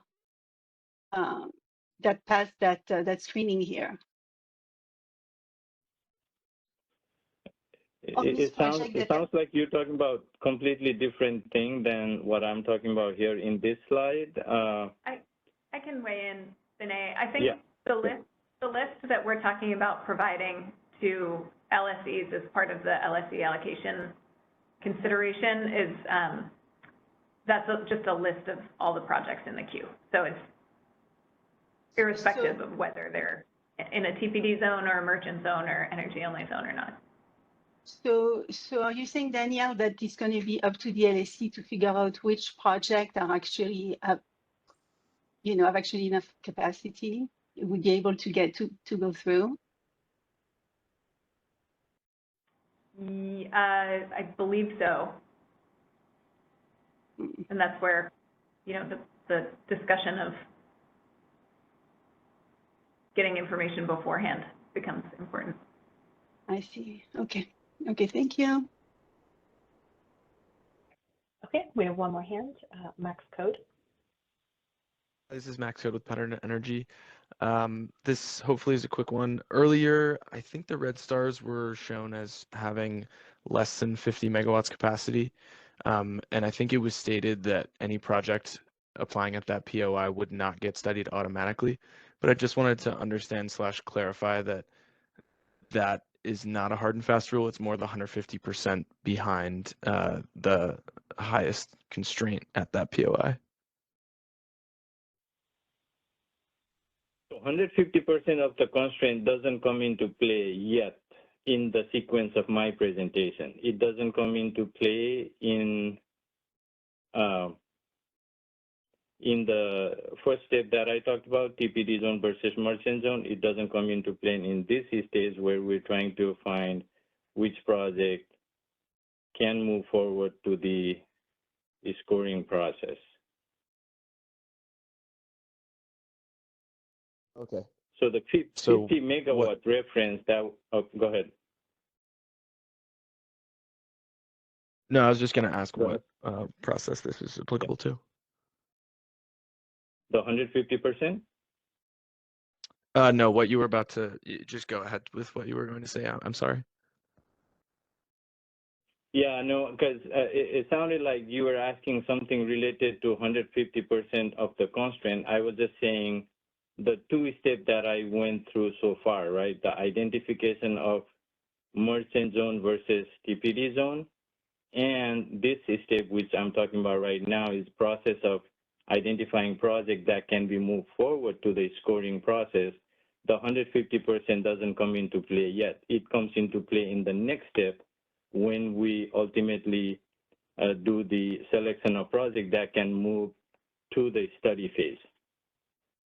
So Okay. I'm sorry. I misspoke with the 150%. What I am trying to get at, I apologize, is that this on this slide says no available transmission capacity, which is, I'm assuming, 0.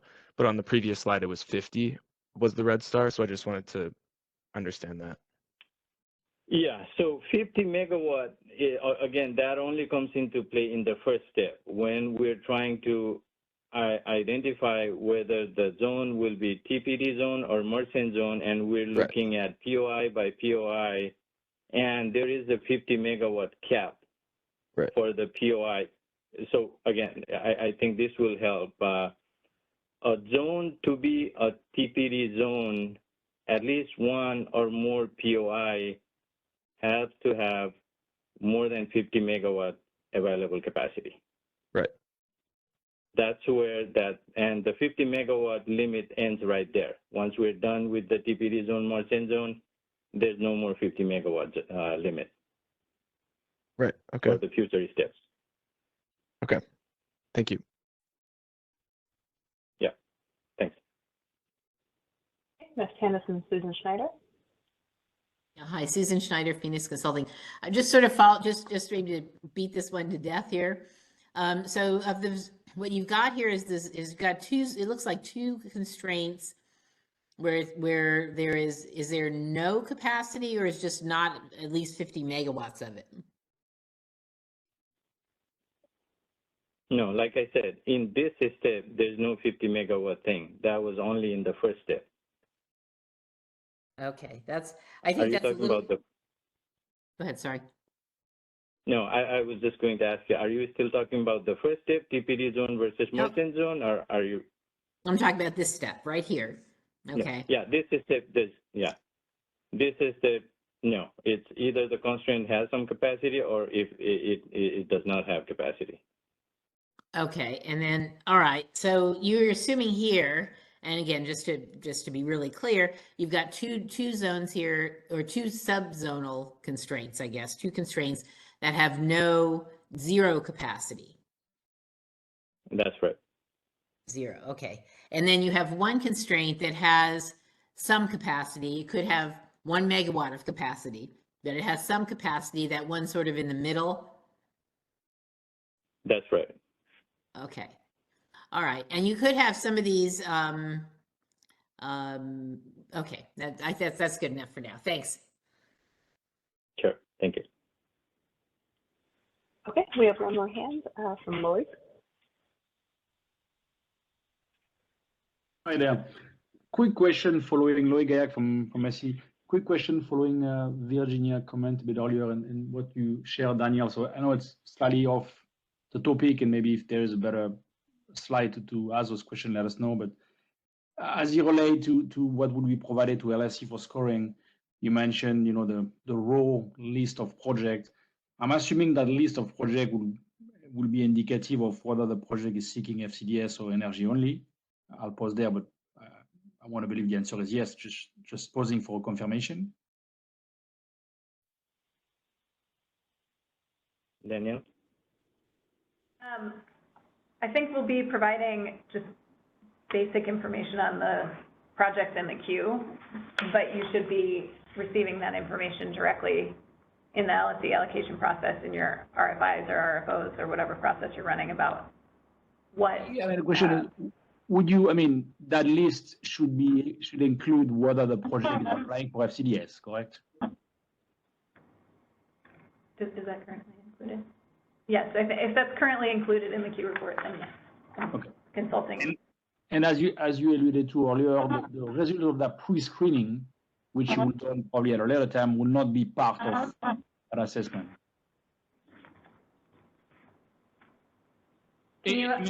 The challenge we have is, as you can imagine, as we have a bunch of projects, some of which will not make that pre-screening, will not be studied, in which we're going to allocate points. Yeah, this is Bob Emmerich. We will be doing the pre-screening to figure out which projects we actually put into the scoring process.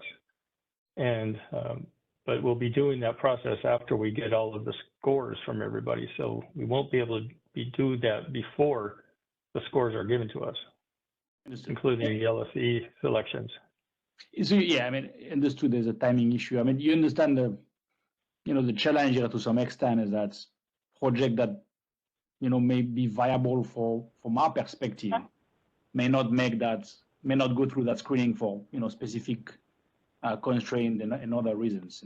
That's it's a bit of a challenge there, per se, in the process. Yeah, I understand it kind of increases the due diligence that's needed by the developer and the LSE. Understood. Okay, no, thanks for the clarification. I would also just add, and maybe Jeff and Benet and Robert can confirm this, but the goal of getting all the information out ahead of time is so that interconnection customers can understand some of that information from themselves and really try to target areas that don't have constraints where there is available capacity so that you don't run the risk of, losing that project if that's the case. Yeah, and I just confirm it's Jeff here. That was the intent, and that was also the request of developers to get that out. And so we've got that information out. We'll update after the TPD, as Benet indicated, the TPD allocation study, and then we'll also have heat maps out later on this year, kind of at the end of Q3, as we've indicated previously. Yeah, and I wanted to make sure it's clear that we have provided that information. And we expect that, using those information, interconnection customer should be now able to identify whether the POIs are red or green.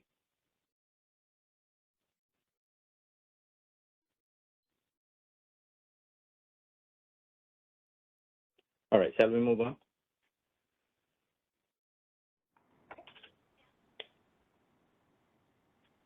Okay, we have a hand from Eddie. Yes, Eddie Didashti from Parth Energy. I'd like to make a request that the ISO give us some examples. They have a bucket of interconnection requests, and just take them through all the processes that you have and see which ones go into the study bucket and which ones don't. I think that would be very helpful. We did, and we did share high-level information in the previous call. An example of the process that you're describing today was previously provided? Yeah, to some extent. This scoring and moving on to the next step that I'm going to talk about, that hasn't changed, and we have applied that to cluster 15 application, and we did share the results, how many projects moved to scoring process, how many projects moved to study process. We did share those. Are you talking about the survey you sent out? No, talking about the result of applying these process to the cluster 15 IRs. I may be missing something here. Before the final proposal, the ISO, Benet, correct me if I'm wrong, but the ISO conducted a test to apply the screens and the zones and do this constraint analysis with cluster 15 projects. So the results of that were in the final proposal. I think for us to provide more specific examples would be challenging because a lot of that information is sensitive, but we can talk about what additional information we can provide. Yeah, but there's a lot of questions, and there's a lot of confusion, based on the questions that are coming in. So any kind of clarification would be very helpful. Thanks. Eddie, this is Bob. If you look on page 41 of the final proposal, it describes the process that we went through. But as Danielle said, due to confidentiality, we can't give specific project information. Yeah, I'm not asking for a specific project information. It could be, just made up interconnection requests. Just examples, it doesn't have to reflect cluster 15 at all. It could be any kind of project, a combination of wind, solar, co-located, and what have you.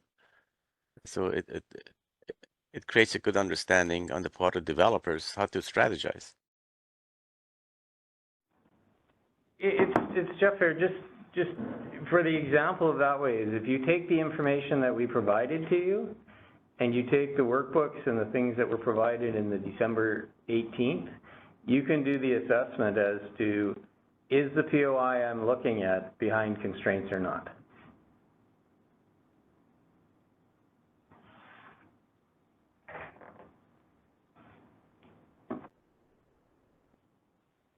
Okay, next question. We do have a comment from Dinesh saying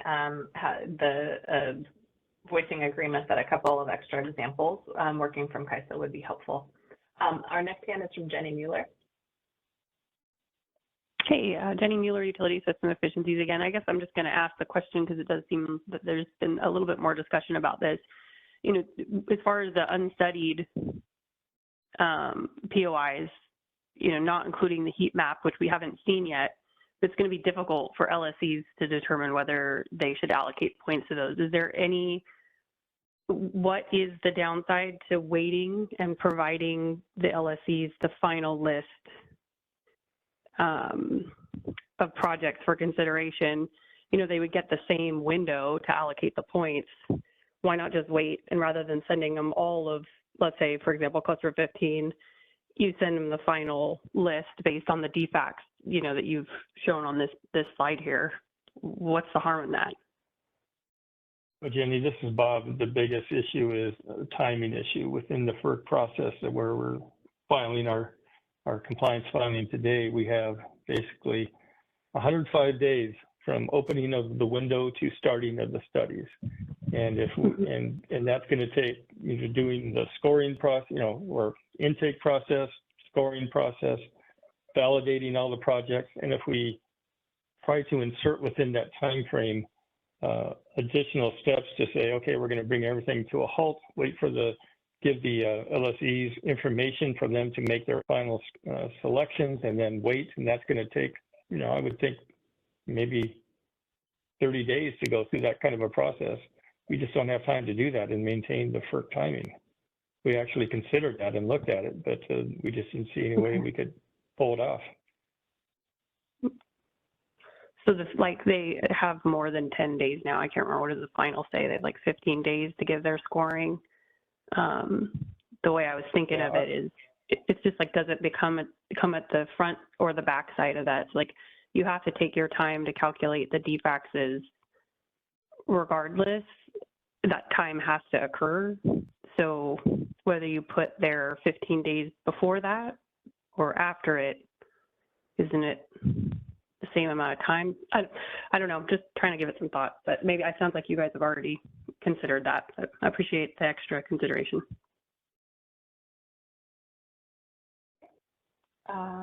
We're going to go to Aisha and then Peter, and then we're going to be moving on to the next section. There's still a lot to cover. Aisha, go ahead.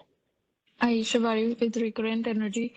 So I think, I saw the information provided in the final proposal. It focuses on the green stars, right? The green stars in the TPD zones. I guess the way an example will help will be to go through every category, like the category where there is, like an energy only in the TPD zone and a red star and a green star kind of situation. And I think, Binay, you guys have definitely shared a lot of information, and there are a lot of resources.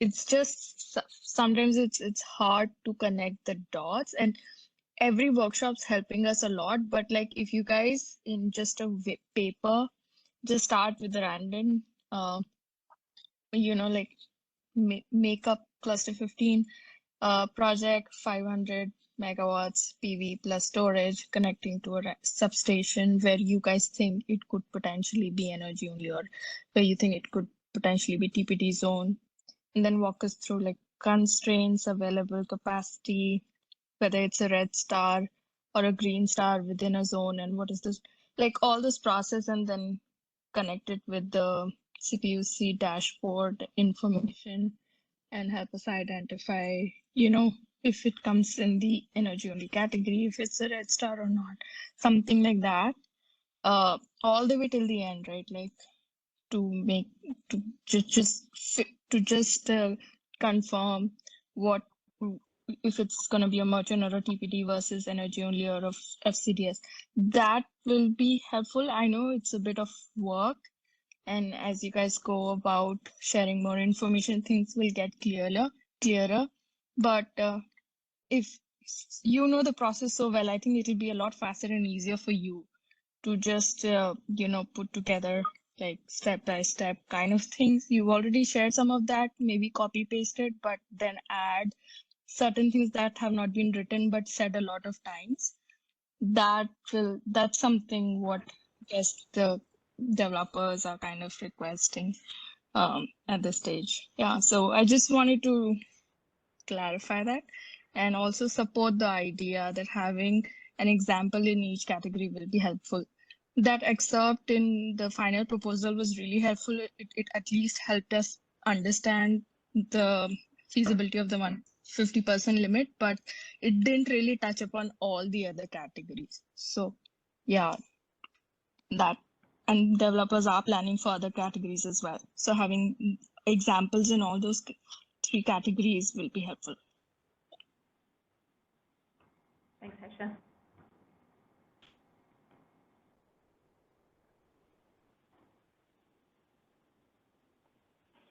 Okay, we're going to go to Peter Oskowski. Peter Oskowski, Leeward Renewable Energy. I'd like some clarification. Apologies if this was mentioned earlier in the call or another call, but when we say a TPD zone has, let's give a number, 1,000 megawatts of capacity. Is that agnostic of technology? So 1,000, that would be 1,000 megawatts of solar or 1,000 megawatts of BESS, or does it take into account like NQC values? For instance, 100 megawatt, FCDS PV project provides much lower NQC than 100 megawatt BESS project. And in the TPD studies, they get dispatched differently. So can some clarity be provided on how to count those values appropriately? So when I see, 100 or 1,000 megawatts in a given zone, how to count that per technologies? Yeah, so a couple of things. I would say it again. For these 3 steps that I'm covering on this clarification, there is no number for a zone. All the numbers are associated with individual constraints. And sometimes sometimes we call it subzone, but there is no single number for these purposes, these 3 steps that I'm talking about. Identify TPD versus merchant zone, process of identifying project for scoring, and then process for identifying project for the study process. There is no zone number. All the numbers are associated with constraint. And the other thing, to answer your second part of the question, is all those numbers that are associated with constraint are based on NQC, or we call it based on study amount. So it's not subject to like any technology. It is based on the amount. So it's based on the study amount. For instance, so solar would be studied at a lower value, right? So okay, thank you. That clarifies it. So thank you. Sure. Vinay, do we have time for one more hand? Yeah, I'm okay with that. Yeah, I only have I think one slide after this. Okay, Susan, go ahead. Hi, Susan Schneider, Phoenix Consulting. I'm a little confused about, I mean, sort of maybe talking about these specific examples. If an LSE is assigning points to either, you know, to a mixed fuel resource project, whether it's hybrid or co-located, whatever, and are they assigning points to, and it's, let's say, our 500 project, are they assigning points to just this, and it's storage solar? Are they assigning points just to the storage? Are they assigning points, and if the solar is energy only, are they assigning points to the whole 500 megawatts of the interconnection capacity? When they're assigning points to that kind of project, what does that actually mean?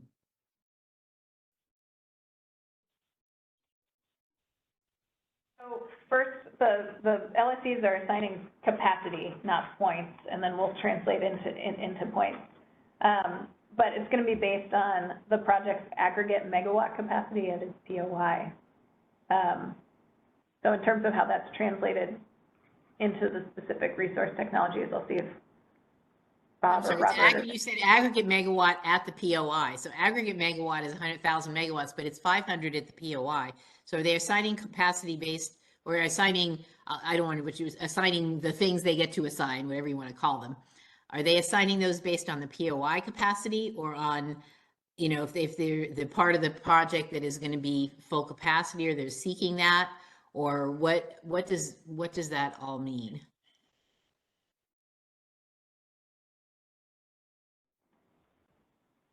Bob or Robert, does one of you want to address that?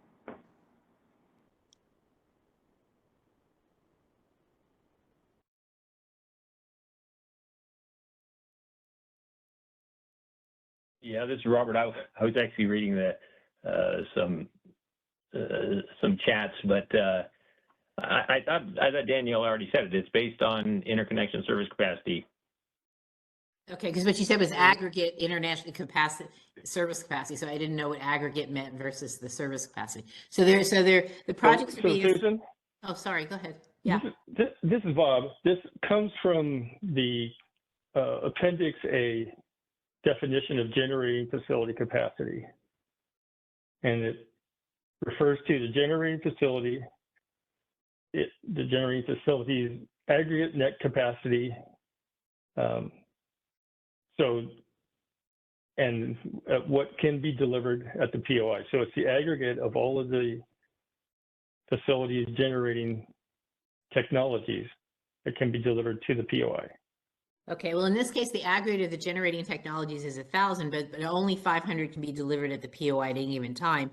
So when an LSE assigns its interest, whatever, or they can assign it, they're assigning it to the 500 that is the POI capacity, and not some other part of the thing, a part of the project, right?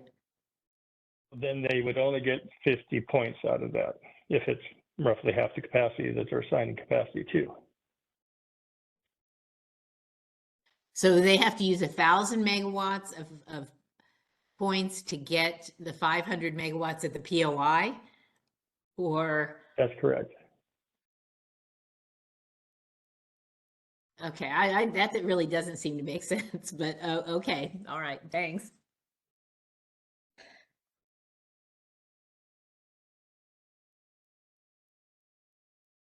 We have one hand from Sonia, and this will be our last hand. Okay, thanks. Sorry, this is Samia Shastri with PG&E, and I definitely did not get that nuance before. So if the project is co-located and it's, again, 500, it's only seeking deliverability for 500 megawatts, the points, and say that you take another project that is just a 500 megawatt storage, for us to assign the same amount of capacity for them to, we would have to assign double the capacity for the co-located project than the standalone storage project for them to have the equal amount of points.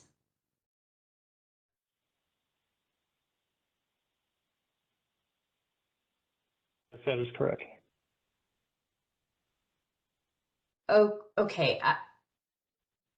I think that this does have interplay with the energy only, because now if you suddenly just split up those projects, so they weren't co-located, they were just studied separately, one EO that may be shared facilities with a standalone storage, suddenly now you have we could have a very different outcome if the project were configured differently.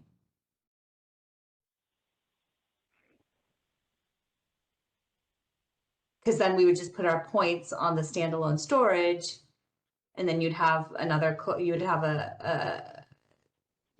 the other solar project that would just go under the EO part. Is that a possibility? I could see that being a possibility. Okay, very, very helpful. And yeah, maybe more examples would be helpful. I never got that nuance before. Thank you.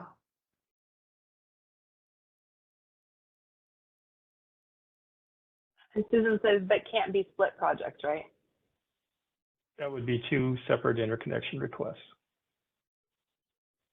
Okay, and then there's one question in the chat from Jacqueline Fairbarn. Could someone help clarify the definition and number of zones, regardless of if they are merchant or TPD zones?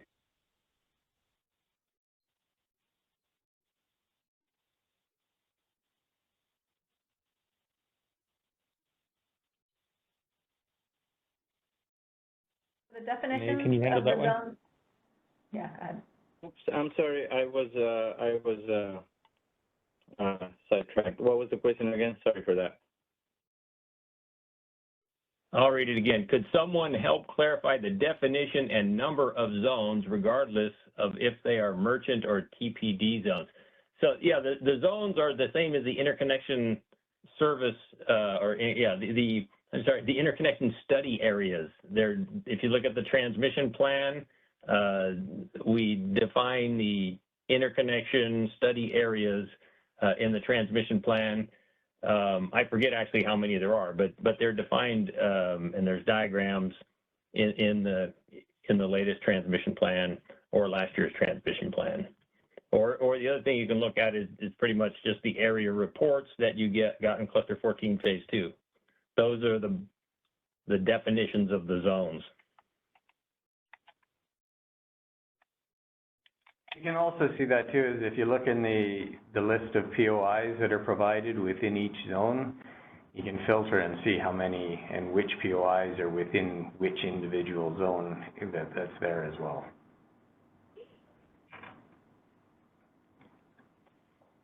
Okay, we're going to take one final hand from Chris Devon. Hey there, this is Chris Devon from TerraGen. Can you hear me all right? Yes, we can. Yes. Okay, thanks. Sorry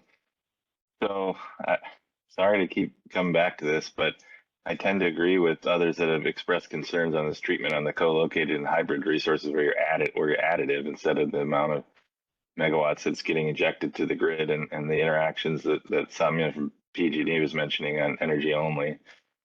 It appears that this is going to result in essentially forcing people to do two separate interconnection requests to be treated fairly or to be treated equally as they would have. And currently there's a lot of developers that are trying to build these co-located with energy only solar and storage because that's what the CPUC has indicated is appropriate to do for reliability purposes under their slice a day proposal. So I'm trying to understand this right now, and I think I may have some confusion on what's being proposed, but it sounds very concerning to me on that front. So I just wanted to state that again, and I think I would support the request for additional examples of how this is going to work. Number one, just in general, on how you guys are going to count this towards the scoring, and also how it's going to work with the LSE point allocation, because I wasn't totally clear on that either. So. I think there's more explanation needed before folks can be comfortable with this, and it sounds to me like it's going to result in some kind of unfair outcomes for co-located and hybrid resources, which is a vast majority of the resources that are going to try to be interconnected in the future. So we have major concerns at this point.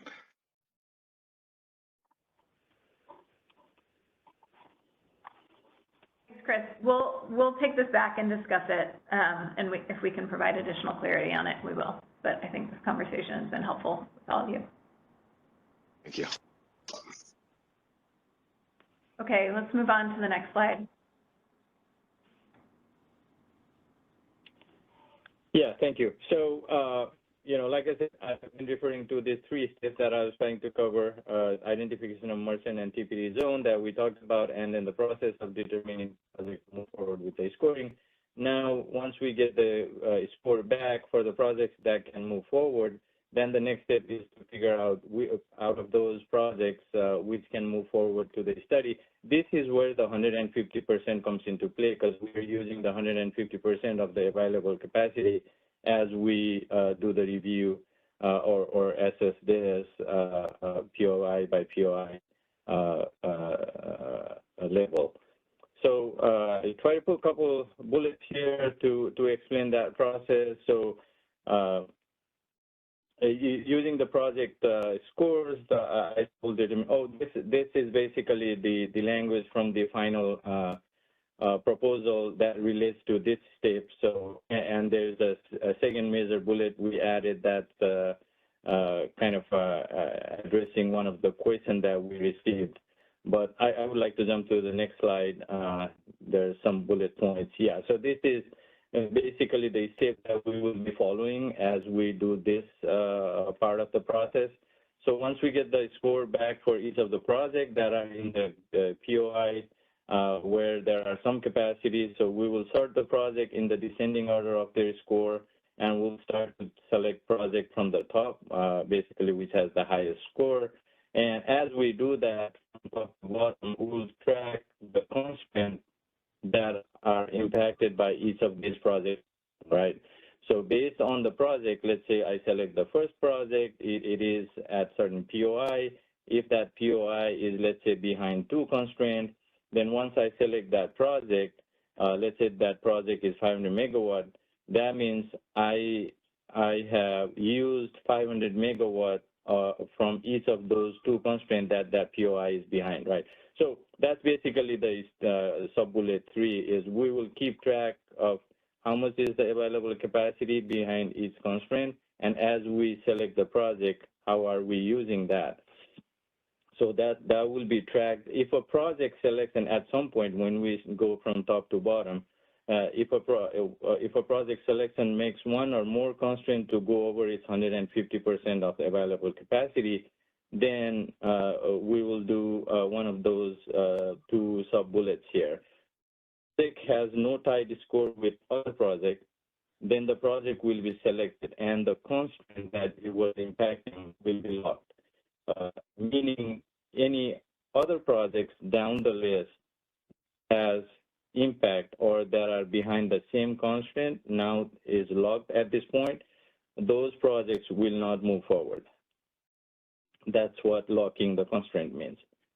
The other scenario could be at that point, if the project has the tied score with other projects and selection of one project is taking one or more constraint beyond its 150% capacity, then we will look to use defects if those projects are at different POIs. And the defects will break the tie, and whichever project wins will move will be selected, and then the other project will not.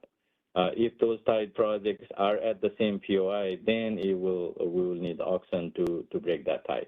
So that generally are the steps in this process, and at the end of it, then we will have a list of projects that can move to the study phase and that are within the 150% of each of the impacted constraints. So I think that's my last slide. This is the last step that I wanted to cover on the zonal approach. I can stop here if anybody have any question on this step of the process.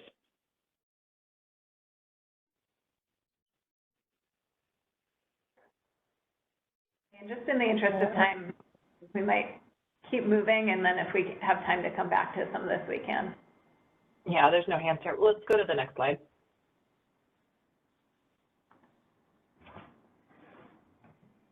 Okay. Well, thanks, Vinay and Robert and Jess. I appreciate all the work that went into this. We can go to the next slide, and I'll just start to talk through some of the information on this from the addendum on the scoring process. So as we've talked about, and as was indicated in the final proposal, there are two opportunities for LSEs or for interconnection projects to obtain points for commercial interest. There's the LSE allocation process, which will focus on and expressions of interest from non-LSEs as well, which is in the form of a letter of commitment. Next slide, please. So one change that we did make, and this has already come up, but one change that we did propose just for cluster 15, because it is a new approach and it's going to be the first cluster that's subject to FERC Order 2023 requirements, is that we will provide 21 days for LSEs to provide us with their selections. So this would take us for cluster 15 to December 21st of 2024. We heard some stakeholder concerns around the amount of time, and I think we've heard that today as well. So there is a little bit of extra time, but the goal is really to still maintain those as closely as possible, maintain the FERC 2023 timeline. So that's why we're still keeping this to a pretty short window. And this is also really to make sure that interconnection customers and LSEs are doing that work ahead of time before the interconnection request window to engage on projects and, for the LSEs to issue RFOs or RFIs, as the case may be, well ahead of the interconnection request window, so that you all are informed about the decisions that need to be made in the interconnection request window and shortly thereafter. Next slide, please. So in developing the addendum, we heard a lot of concerns from stakeholders, particularly developers, about around the lack of structure for the LSE allocation process. And I just want to acknowledge that this is kind of a new space for the ISO to be in, and we have to be very sensitive not to overstep into any involvement in procurement rules. So to the extent that LSEs are considering the LSE allocation process as part of their procurement efforts, they are already going to naturally comply with their own procurement requirements. LSEs have their own procurement requirements in place and oversight levels, depending on the type of LSE that it is, and the ISO doesn't wish to interfere with that. We're also not in a position to establish any additional procurement requirements beyond those required by PUC or other local regulatory authorities. So just had to be clear about that up front. Next slide, please. So I've divided these slides, and a lot of these points are in the addendum, but I've divided these slides into sort of where some of these recommendations fall. So this slide addresses some of the recommendations that we're making for LSEs in the LSE allocation process. And these are really also based on feedback that we've heard from LSEs who have been participating in the stakeholder initiative regarding their intent and their plans to do some of this. So I just want to start by acknowledging that. So most LSEs already have requirements to run open, fair, and competitive procurement processes to the extent that they can. To the extent that these LSE allocation processes are a part of their procurement process, we expect them to use the same or similar processes for openness and transparency to allocate points, or rather to allocate capacity. So then prior to the interconnection request application window, we suggest that LSEs issue RFIs, RFOs, or some other functionally equivalent process to ensure fairness, open transparency, and competition. We're also recommending that LSEs, as they normally would with an RFO or RFI, would describe and notice the review process at least 2 months prior to the opening of the interconnection request window. 2 months is sort of a time frame that we used for a lot of these indicators, just to be sure that there's good information and a little more clarity on how the process is going to work well ahead of time. We also recommend LSEs communicate clear evaluation criteria for the process to their prospective interconnection customers. Next slide. In addition, these are still recommendations for LSEs as part of noticing the clear requirements or clear expectations and selection criteria, we also recommend that LSEs conduct broad market outreach to potential interconnection customers and notice these RFOs or RFI processes, and seek projects that best align with their procurement and resource needs, as is indicated by the IRPs or other relevant planning documents from either the PUC or local regulatory authorities. These planning documents should be made publicly available and clearly referenced with plans for the LSE allocation process. And then last clarification, I think this continues to come up, is this is not a requirement for LSEs to participate in this LSE allocation process. We do want informed selections from LSEs. We think that that will be helpful and valuable in determining which projects are most commercially ready, but we don't want uninformed selections. So we really only want LSEs to move forward with this if they understand the process and also have done some advanced work. We don't want LSEs just relying on the list of projects from the queue and making decisions more arbitrarily. This is something that we expect all market participants to participate in advance of the interconnection request window. So we do recommend that 2 months prior to the interconnection request window, LSEs publicly state whether or not they intend to use or take advantage of this LSE allocation process. That'll help us with transparency and will help interconnection customers with transparency as well. Next slide, please. Okay. And I do see one question. This is probably a good stopping point since those are all the recommendations for LSEs. Jean Lee, go ahead. Can you hear me? Yes. Yeah, we can hear you. Okay.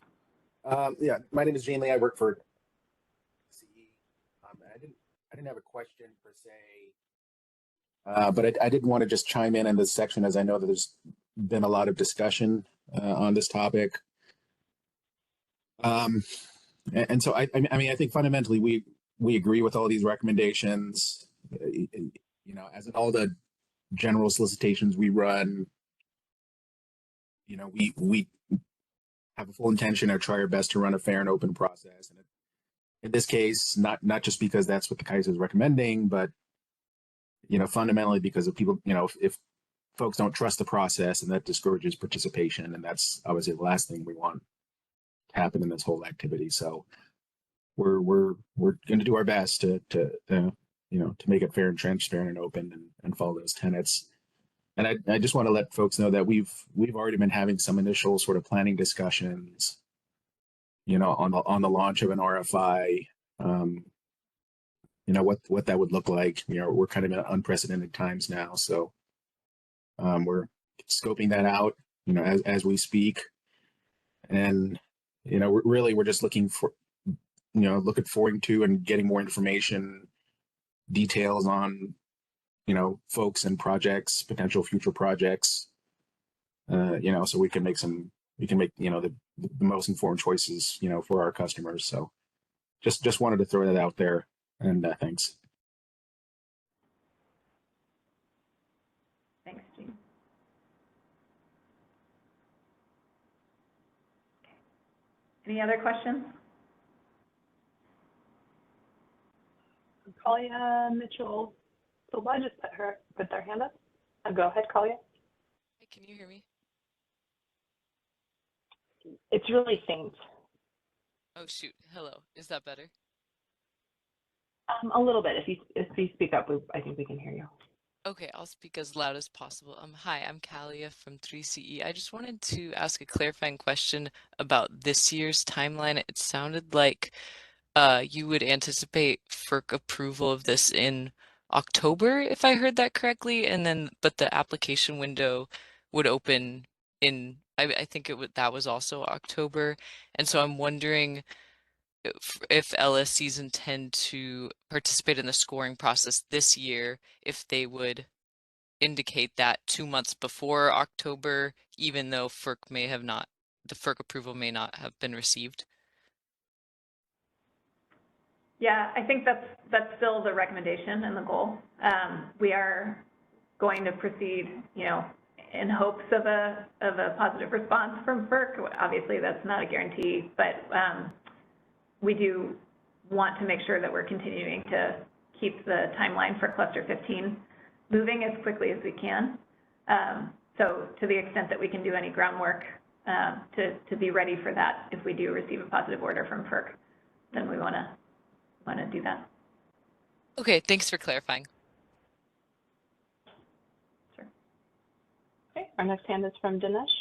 And Jason, can you go back one slide to number 19? Hey, Dinesh, go ahead. Hi, can you hear me okay?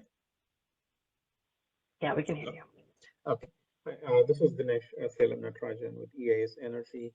Thanks for the slide. Now, I understand that for cluster 15, the timelines are a little bit squished, but, you know, going forward, you know, I just want to, you know, make my comments on how I understand the process to work and get, you know, your confirmation or correction.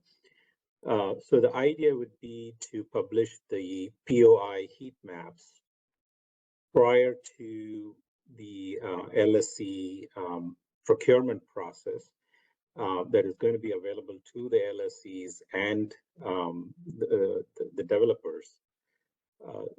And then, you know, go through the LSC procurement process and then open up the cluster for the interconnection request. Is that a correct understanding of the sequence?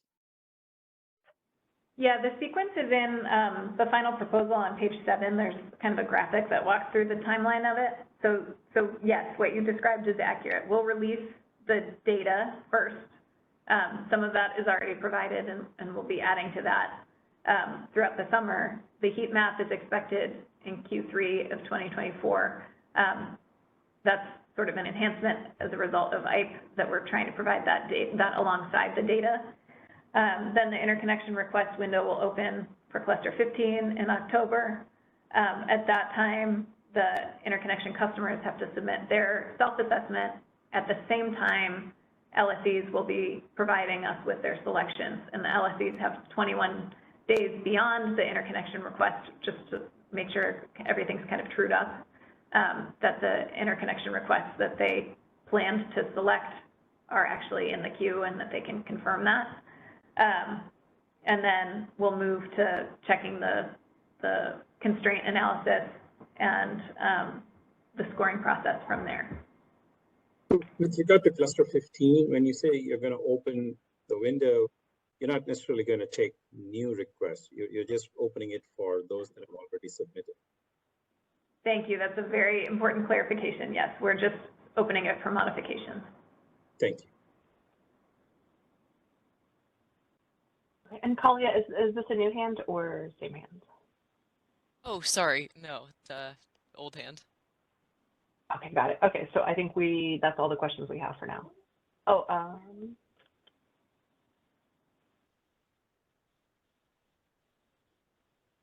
Daniel, I'm not sure if you see there's a chat from CD McLean saying that the 6th row in that file has the label 1 number of POI behind constraint. Could Kaisa staff describe what is tracked with this data field?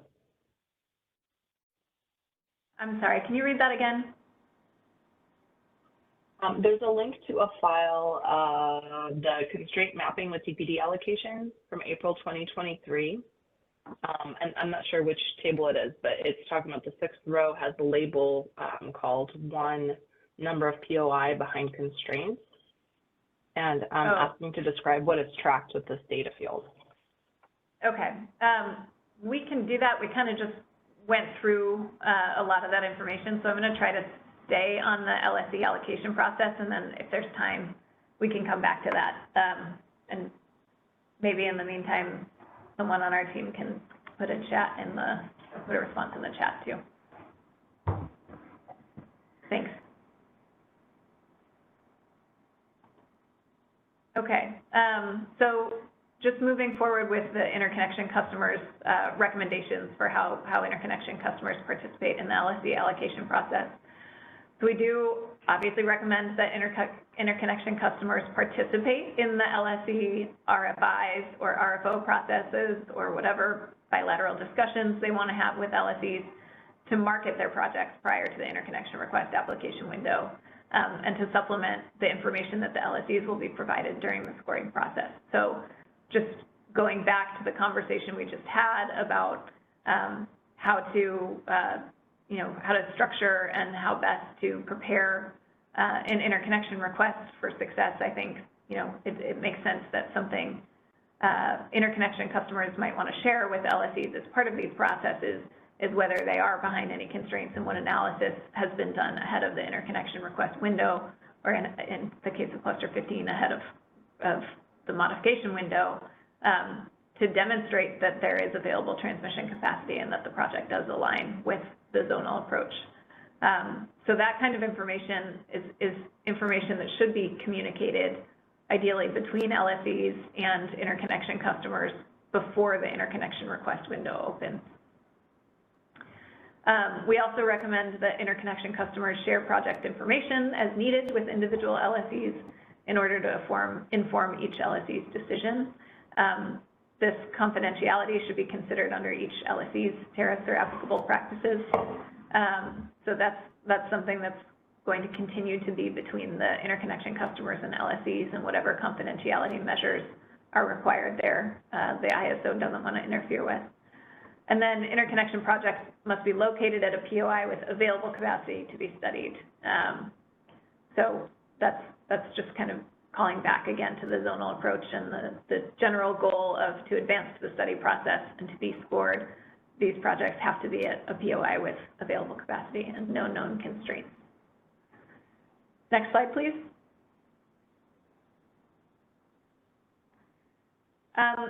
These are just sort of disclaimers.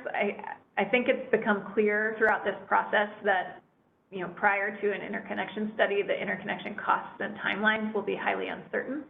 There is some information that I think interconnection customers can glean from the data that we'll be providing to get estimates, but this information won't become truly clear until after the interconnection study process. So we want to make clear that it would be premature to expect any agreement between LSEs and interconnection customers on contract terms regarding, such as contract price, term length, and commercial operation date. And the process is not intended to result in the exchange of value or to have terms. However, there may be some discussion between LSEs and interconnection customers that should be in the mutual interest of both parties about whether or how binding any of these allocations would be for future contracts. Next slide, please. Okay, and actually, if you could go back one, that'd be great. And then, thank you. And then I'll just stop here since I went through the expectations or the guidelines for interconnection customers and see if there are any questions on those.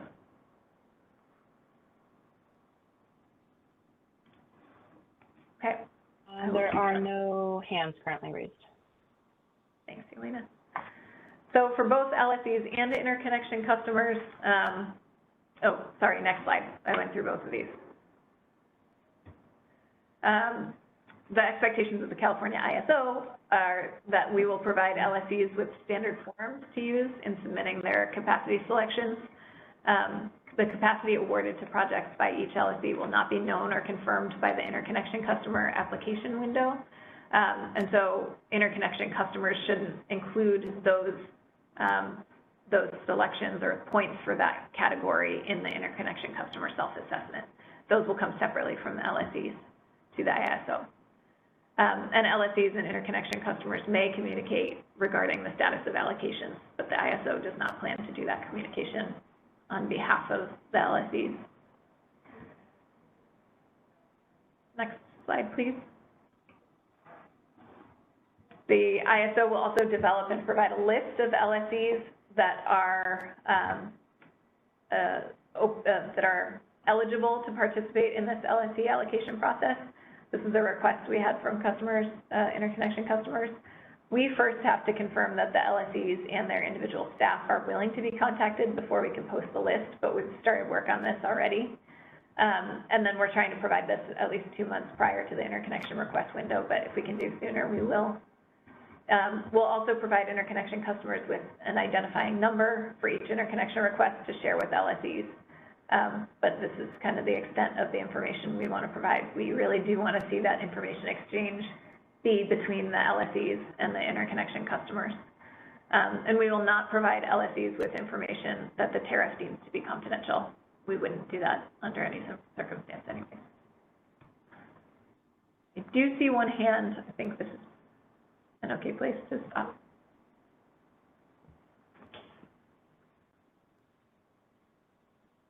Go ahead, Susan, you're unmuted. Oh, no, I actually lowered my hand. I apologize. So for once, I did lower my hand. Let's go to Virginia Gross. Can you hear me? Yes, we can hear you. Virginia Gross, Southern California Edison. So how many months in advance would you provide the identifying numbers of each interconnection request to the interconnection customer so they can in turn, provide it to LSEs? Can you state the beginning of that question again, Virginia? Yes, sure. How many months prior to the interconnection request window would you provide the customers with their identifying number of the interconnection request? Oh yeah, so this is something that we won't be able to provide until the close of the interconnection request window. Bob, I'll see if you agree or want to confirm that, but I think because the objective here is for LSEs to be able to match the project up, any project that you may have an interest in up with the actual queue number so that we can identify which project receives those points. Right, QC 16, QC 17, I'm thinking about QC 15 where you may already have that, or QC 15, no? We do have that. I want to make sure that we account for any modifications though. Okay. So I think it would probably still be at the close of the interconnection window, unless, Bob, do you want to add anything? Yeah, we actually have a list of cluster 15 projects listed online, and while the list might be a little bit more expanded to include everything that's public in RIMS, the list is already there. Now, as Danielle said, during the October to December time for interconnection customers to refresh their interconnection requests, that information can change, but you can take a look at what's in what's been submitted to date. Yeah, okay. Okay, so for QC 15, you would send it on December 1st? We would be able to see that on December 1st? To be exactly December 1st. There is a timeline that's pretty quick in the FERC order 2023 that we have to comply with, or we have to post that. So we'll be working to do that. And it may take a week to finally get everything determined which projects are actually complete to where we would include them in the list. So maybe, after the first week of December before we actually can complete that process. But as quickly as we can, we will be providing that information, and to be public for everybody. Thank you very much.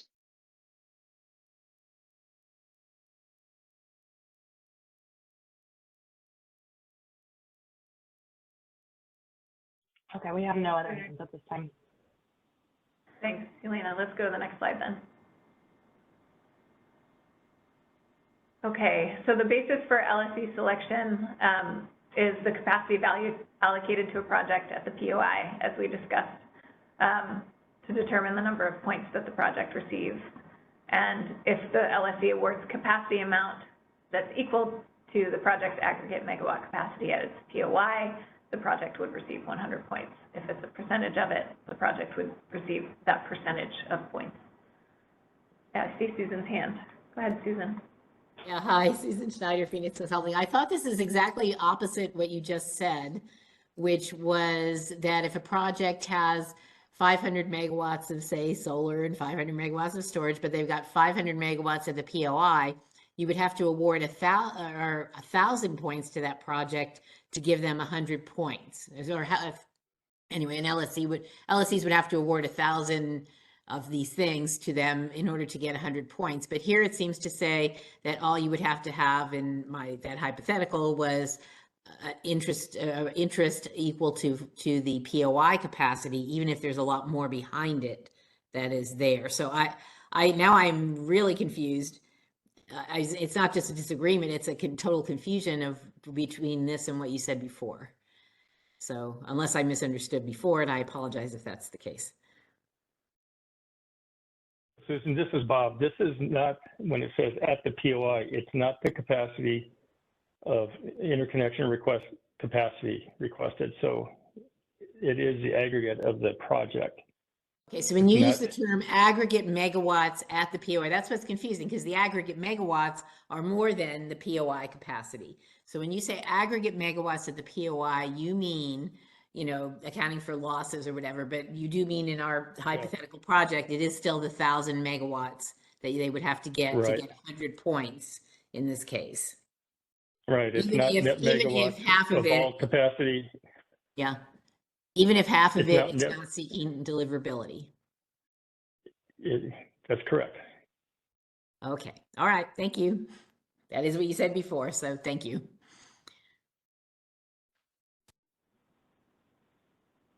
Thanks for clarifying.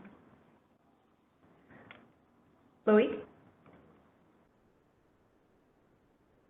My apology as I missed the discussion before, but I was chatting with my team here about that specific topic. So I apologize if you talk about it, but I didn't seem to get some answer, at least online here. What is the rationale for that? We're allocating points for deliverability. It doesn't matter if I have 5,000 megawatt behind interconnection points of 100 meg if I ask for 100 meg of deliverability.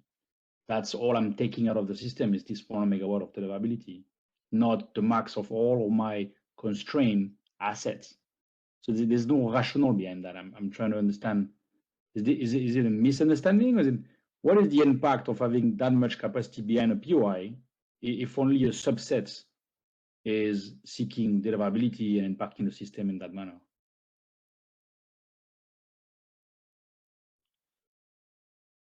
Well, excuse me, as it was discussed earlier, we're taking that back, and we will consider providing more information about that. In particular, you may want to consider, other constraint behind that POI. I mean, obviously, co-located systems tend to have, a specific constraint in place that not only, they're not seeking the deliverability, but may prevent, those assets to exceed those capacities. So from a CAISO perspective, obviously, you're not going to see the impact on a system that is greater than the actual interconnection capacity. Forget about deliverability for a second. So at a minimum, you should never exceed the interconnection capacity because you will never see that on the grid. We could even argue that even if you exceed it, only the one that is seeking deliverability should be accounted and considered. So those are other consideration, I think, to take a look at. But that's, I appreciate if you could take a look. That's strange to say the least. It doesn't seem to be. I'm not seeing the rationale, so I like to understand what we're missing if we do.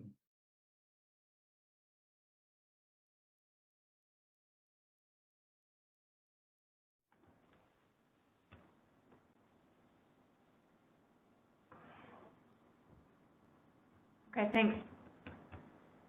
Okay, let's go to Jacqueline.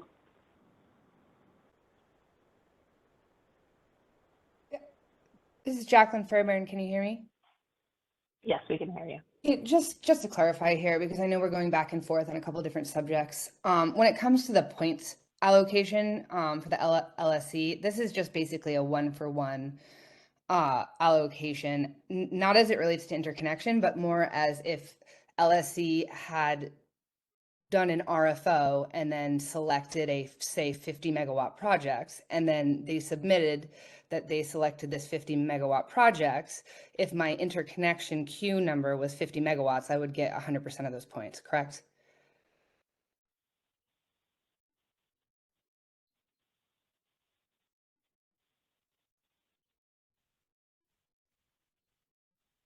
I'm sorry, can you give that example again? Okay, so I'm just trying to understand the point basis here, right? So you're trying to, the whole point is to prioritize projects that have contracts, correct? and really the objective here was to have just a standard means to evaluate capacity and make sure that we were awarding capacity and points equally to everyone. That there was a clear understanding of it. But yeah, go ahead. Okay, no, that's helpful. It's just the second bullet point, the way that it's worded was just confusing, right? Because LSE submits a list of projects that they've signed PPAs for example, correct? Yes. No, not signed a PPA for. They'll submit a list of projects that they have an interest in. That they have an interest in. So does it necessarily have to have a signed PPA? No, and they're only awarding, they're not submitting just a list. They're given a capacity allocation, which they can then allocate out to individual projects. And so a 500 megawatt project that receives 250 megawatts of capacity from one LSE will get 250, well, I'm sorry, we'll get 50 points for that project because it's 50% of the capacity. Thank you for clarifying. Yep, thank you. Okay, we will move on to the next slide. Okay, so some additional clarifications. I already mentioned the additional time for the LSE allocations for the LSE selections. We will post local areas and sub-areas that have a deficiency of generator capacity and the amount of additional capacity needed to eliminate that deficiency at least 2 months prior to the interconnection request application window, or in this case, 2 months prior to modification window in October. That list is coming together right now, and so it will likely be posted much sooner than that as well. And that's for the local RA scoring indicator. We've also clarified in the addendum that long lead time projects in zones that have existing transmission capacity will also be eligible for points in that category, in addition to the long lead time projects with approved transmission. Next slide, please. Okay, before we go back into energy only, I'll take Susan's question. Susan's hand went down. We do have a question in the chat from Stephen Mariani.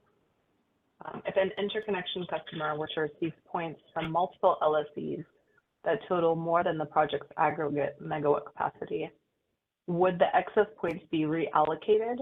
And can an LSE designate a project that could receive their excess points? No, we are not reallocating points. There's just not enough time in the process to do that. So if a project scores 100 points in the commercial interest category, that project will only receive 100 points, and there's no going back to the LSE to ask them for an additional selection. If I were an LSE running an RFI for this, I would require a developer to tell me if it's getting points from any other LSE.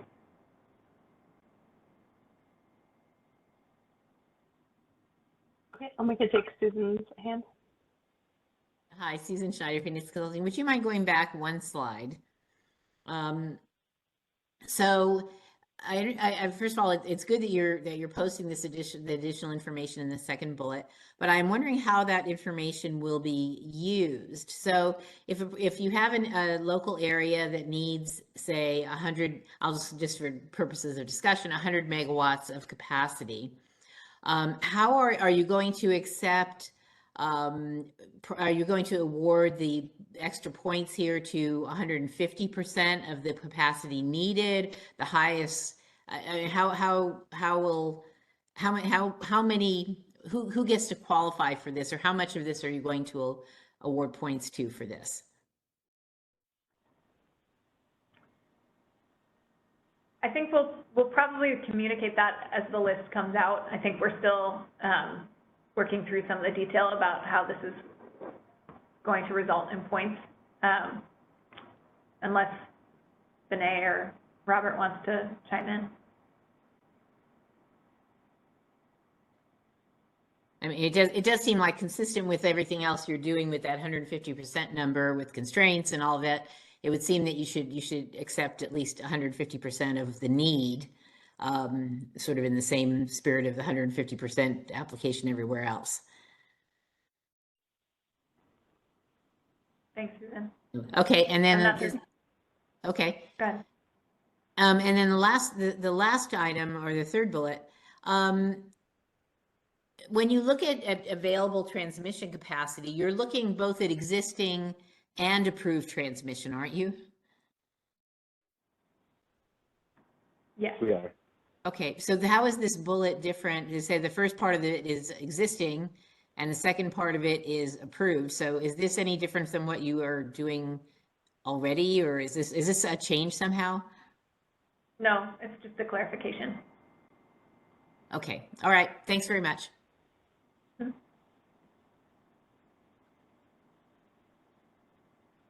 Let's go to the hand from Dinesh. Hi, this is Dinesh Salem Natarajan with EAS Energy. I want to ask a question, but I'm not sure that I'm going to be able to clearly communicate what I'm trying to articulate. So I'm going to ask anyway, and hopefully it makes sense. On the next slide, on slide 26, when or maybe I lost track. No, not on this one. Sorry, previous slide, 24. So when the LSCs are, making their selections, are they? Because I think what's clearly stated is, there's no information that is going to be available to the LSCs in terms of what upgrades might really be needed, until after the studies are done. So what is it that the LSCs are actually making the awards based on? Is it just the preference of the POI, or is it more like selection of their preference of POI than anything else? I mean, I'll leave that to each of the LSEs to define, but I think at a high level, it's safe to say that the LSEs should be making selections based on projects that align with their procurement needs. That's the purpose of having this process. If LSEs are running procurement processes or are running RFIs to sort of get a sense of what the procurement opportunities are going to look like, then each LSE is going to be able to articulate what its selection factors are.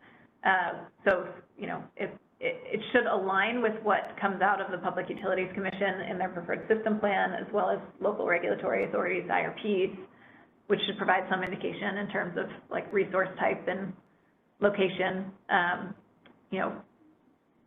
generating characteristics and things like that. But that's all I can say at this point. Okay, so just carrying that further, so it's completely then possible that the LSEs they do their follow their process, make their selections and scorings and whatnot. You get into the initial study, and it's completely possible that the LSE's views on their preferred choices could change, right, based on the results of the study or any upgrades that might come up. Their preferred choices, yeah, I mean, they'll have more information coming out of the study process. The LSEs will have, and everyone will have more information coming out of the study process, the LSEs and the interconnection customers. So that's why there's no requirement here that LSEs have PPAs with interconnection customers or anything like that, because this information is highly uncertain at this point in the process. Okay, thank you. Thank you.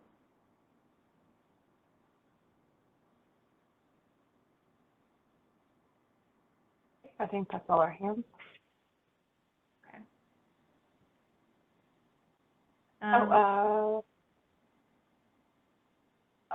Okay. Okay, we'll go to the next slide. And Bob, I think, next slide again, please. I think this next slide is just on how we'll score commercial interest. Bob, do you want to walk through this? I pretty much think we beat this one to death. So I don't know if there's any more to talk about this. Okay. Okay, we have a hand from Soumya. Hi, Samia Shastri with PG&E. Yes, we have talked about this quite a bit. It does seem like just an idea, brainstorming, that you could solve some of the concerns, both of the concerns, by separating out the points. So in this case, the deliverable, like in our say if it were a 500 megawatt battery with a 750 megawatt solar resource, that you could just say, all right, the 500 is for the TPD and it counts towards that part. And then separately, maybe that's a way to get at this. It's separately, you have an energy only points for the 750. That's it. Thank you. Thanks. Appreciate that.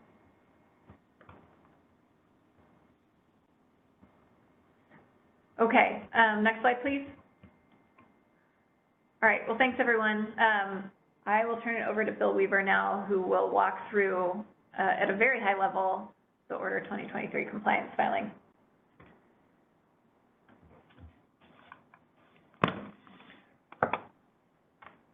Good afternoon, everyone.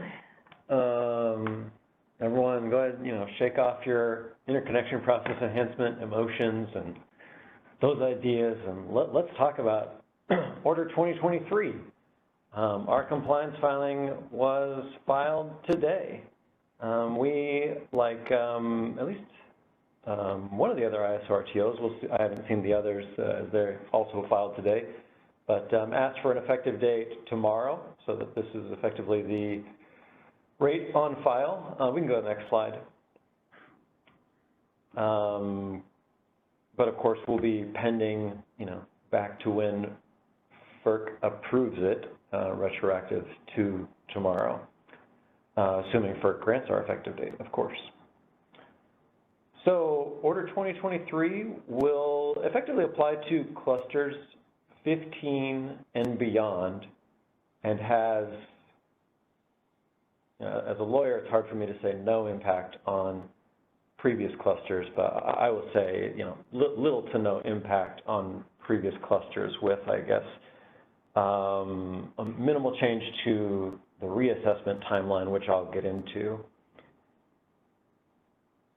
As we are required to do, we generally adopted all of FERC's prescribed revisions, including the timelines as they appear in FERC's pro forma interconnection procedures and interconnection agreements. I've put them on the slides for you to look at.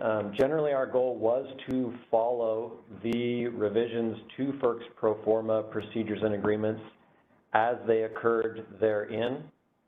That said, those aspects that the order didn't touch, or where we've already evolved beyond the pro forma, essentially have stayed the same. This includes the cost caps, per unit cost guide, cash reimbursement for network upgrades, TPD allocation process, effective system notification, and many other aspects. The way this will look, I will note too that the filing is live and available now. It is FERC docket ER 242042. It is also on the CAISO website under the regulatory page. It's a 1,098 pages, but I think it's a brisk read because most of that is lots and lots of what we provided in terms of tables to easily track the compliance between the GIT-app, what is the new appendix, the Resource Interconnection Standards, or RIS if you will, which will be Appendix KK to the CAISO tariff. We also included red lines between the old interconnection procedures and the new ones and the GIAs so that you can easily track the difference, even though typically a new appendix would appear as all red line. We included these as well to make it easy to follow. I will pause here for questions from Susan and Jasmine. Yeah, hi, Susan Schneider, Phoenix Consulting. I I guess I'm glad you didn't call it Appendix KKK or something. But anyway, okay, so the phase one Hopefully- study, what's that? Hopefully we don't get to three letters while I'm still at the CAISO. It's already that's too many right. appendix. I too many agree. appendixes. Maybe we should retire before then. Okay, so depending on how fast that goes. So phase one and phase two, are you assuming that those will effectively, it says they're not a new kind of study, or it was a little hard to tell from reading that whether you were going to be able to do a translation or if you're going to do anything, but you're assuming that the cluster study and the interconnection facility study will essentially be performed in the same way with the same methodologies and all that as phase one and phase two are today? Yes and no. In some ways, they're very similar. I think we'll try to get into different aspects on this call, and then obviously, I'm trying to, summarize a 1,098-page filing in a 1-hour call with some PowerPoints, but it's a quick read. the transmittal letter is only 50 pages, I would note, and again, I expect that's going to be much shorter than the other ISO or TOs, simply because I think we've explained things well and are really, just complying with the order as much as possible. But we'll get into that as we go. I think, there are some things that are tightened up because it's a much quicker schedule. So as we discussed in this initiative, the off-peak deliverability studies, which had kind of been rendered meaningless anyways, those were removed. There's also, I think, one change is, well, I'll get into the next slides. Well, we'll get into that as we get to the next slides. Okay, all right, I can wait for that. Okay, and so you're going to move ahead, and so you have an effective date of tomorrow. Are you still thinking it will take them 8 to 12 months potentially to go through this? It's a really good question. I honestly don't know, Susan. I mean, because with the requested effective date for tomorrow, we will essentially be acting as if it was approved immediately. And we did that, for the reasons that are explained in the letter. I'll try to summarize here, but that's because what we really wanted to make sure cluster 15 sees is everything that we've been discussing in the interconnection process enhancements initiative, seeing that we've changed those dates about having a modification timeline, being able to having more time if you want to withdraw and get a free deposit, making sure those changes especially were immediately effective, and also putting everyone on notice that, again, everything we've discussed here, that they will be required to meet whatever initial interconnection request requirements that Order 2023 requires that they may not have already submitted, site control being, the foremost example. So if you don't have, I guess let's use site control then as sort of an example. If you don't have approval of this filing by the time the modification window opens for cluster 15, during which they're supposed to provide the site control, for example, and any other deposits and whatever else, are you still going to require them to do it? Yes. Yes, it is the rate on file, and even if it's approved after, it's effective back to the effective date of tomorrow. If you want to really, give me headaches, Susan, the real question you're asking is, what if FERC rejects it after, October 1st, and I've already required it? That requires significant unwinding and is a problem, but we don't expect that, because to get to cluster 15 and to get back to studying as quick as possible, we have simply tried to comply with the order as much as possible and make it as easy as possible for FERC to rule and approve on our filing. Okay, so you feel, and I'm not, you're the lawyer and I'm not, so you feel that even though the FERC will not have approved some of the things that are in it, you would still have the authority to require people to comply. I think let's say they're not so much required to comply, but it will be in their interest to comply because, again, if it's effective back to May 17th, and let's say they say, no, I'm not going to be submitting that. And really, you wouldn't have to provide site control until... well, December 1st. No, I think all the way till, I want to say January 1st. I mean, the real valid, the modifications can happen like in that October to December window. You want to refer to the filing for when you have to provide everything that would have been required for validation. But let's say someone says, no, this actually isn't in the tariff, I don't have to do it, and then they proceed through, then FERC, like, let's say, approves it in next summer or something, and they should have submitted it, they might be out because they've now failed that requirement that was there all along, pending, but not quite approved. Okay. Okay, thanks, Bill. Okay, let's go to the hand from Jasmine. Hey, Bill, this is Jasmine from AES. Thanks for providing this overview. I wanted to ask about, so this applies to cluster 15 and beyond, and you said there could be potentially some parts of this tariff that could apply to projects that are cluster 14 and prior. Any way you can highlight what might affect those previous clusters? Yeah, it's on my next slide. I mean, the only really the only impact I'm thinking of is that because the reassessment is faster and has a firm end date.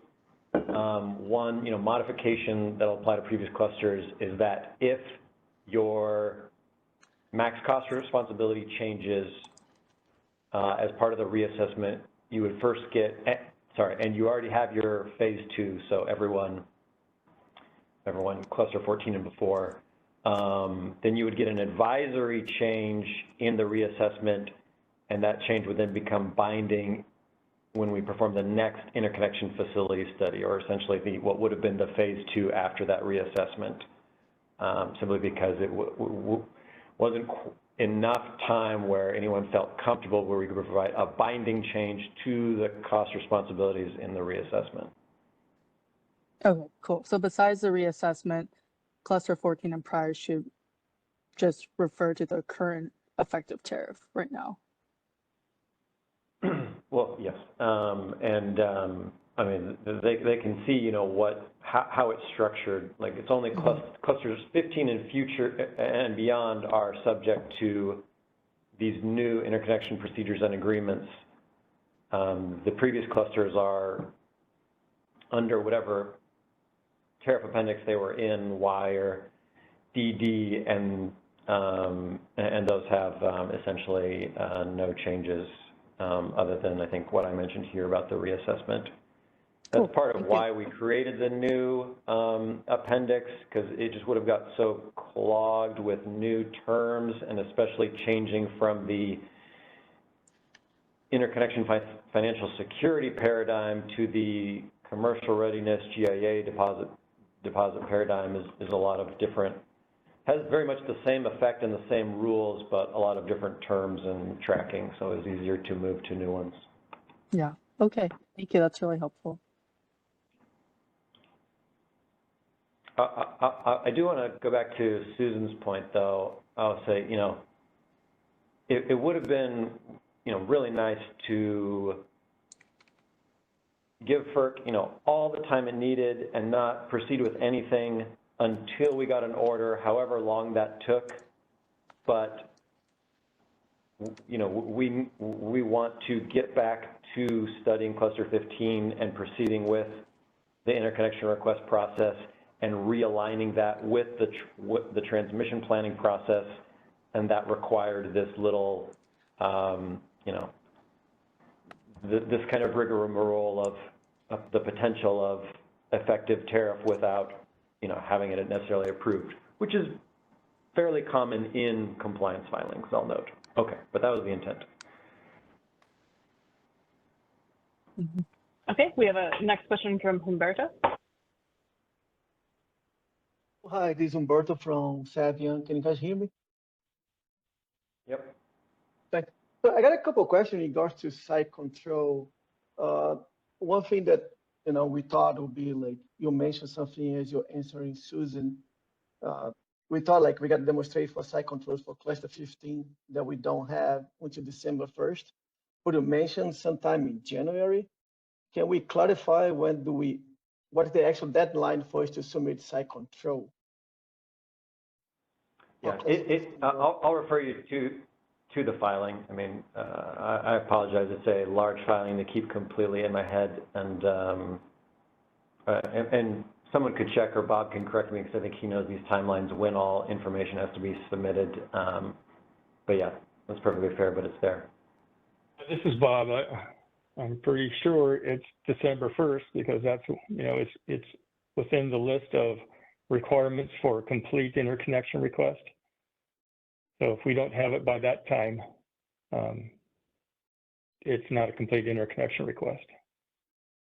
Understood. I just want to clarify. And a couple more questions. So, yes, I know that now we're going to meet the FERC requirements for site control, like 90%, whatever is in fourth quarter 2023. But as far as the criteria itself for site control that CAISO has on Appendix A, like to demonstrate like ownership and option to pursue, is anything of that changing or not? Is Appendix A site control definition changing? Our Appendix A site control definition is proposed to be revised as it appears in FERC's pro forma. Okay, take a look on that. And last question. This is Bob. Just to also add to that, we'll be modifying the BPM as well. We've been working on the BPM to align it with the change in site exclusivity and now site control requirements. So we'll be looking for the BPM as your source for the more detail of what site control looks like. And Bob, follow up on that. When do you expect to have like a draft or something that we can take a look at? I don't have a date for you. And last question. For the site controls deposit, the one that we submitted cash in lieu of site control, when CAISO is going to release that deposit? Once we provided the site control documentation by December 1st, or we don't know yet? This is Bob. We are actually in the mode of people have been providing site control and site exclusivity and even site control while cluster 15 has been on hold. So and we're working on refunding those deposits as quickly as we can, and we're expecting to get quite a number of those in the by December 1st. So it may take us a little bit longer than normal if we get just an avalanche of requests for reimbursement of that or refunding of that, but we'll do it as quickly as we can. I appreciate those one guys. Thanks so much, guys, for the work you guys are doing. Appreciate it. Humberto, our next hand is from Vineet. Hi, I had a question about the TPD allocation. So with this framework, cluster 15 projects, would be eligible to seek TPD for the first time post facility study or post reassessment? Post facility study, similar to today where it's post phase 2. Okay, got it. And in terms of the reassessment, is there a trigger for reassessment? Like, for example, now CAISO is splitting cluster 15 into, basically it's going to be like a zonal approach. And I think CAISO already does like a zonal level of studies. So if projects do not withdraw from a given zone, can that zone proceed with the facility study without waiting on other zones where there are withdrawals and need of reassessment? No, as I'll get into, you know, the study process proceeds on a cluster basis. So cluster study, reassessment, interconnection facility study. I see. So where there are no withdrawals, that zone has to wait for other zones to finish their reassessment and then move to the facility. That's right. We do have the authority to forego the, you know, reassessment, or especially the cluster restudy, if no one withdraws, or, you know, the withdrawals don't affect the results, if we determine that no restudy is necessary. But that would be a first. Okay, thank you. Thanks, Denise. Let's go to the next hand from Anand.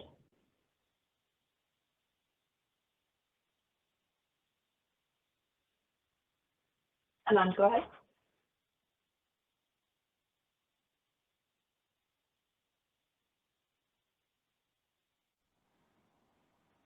You might have a second mute going on. We can't hear you yet.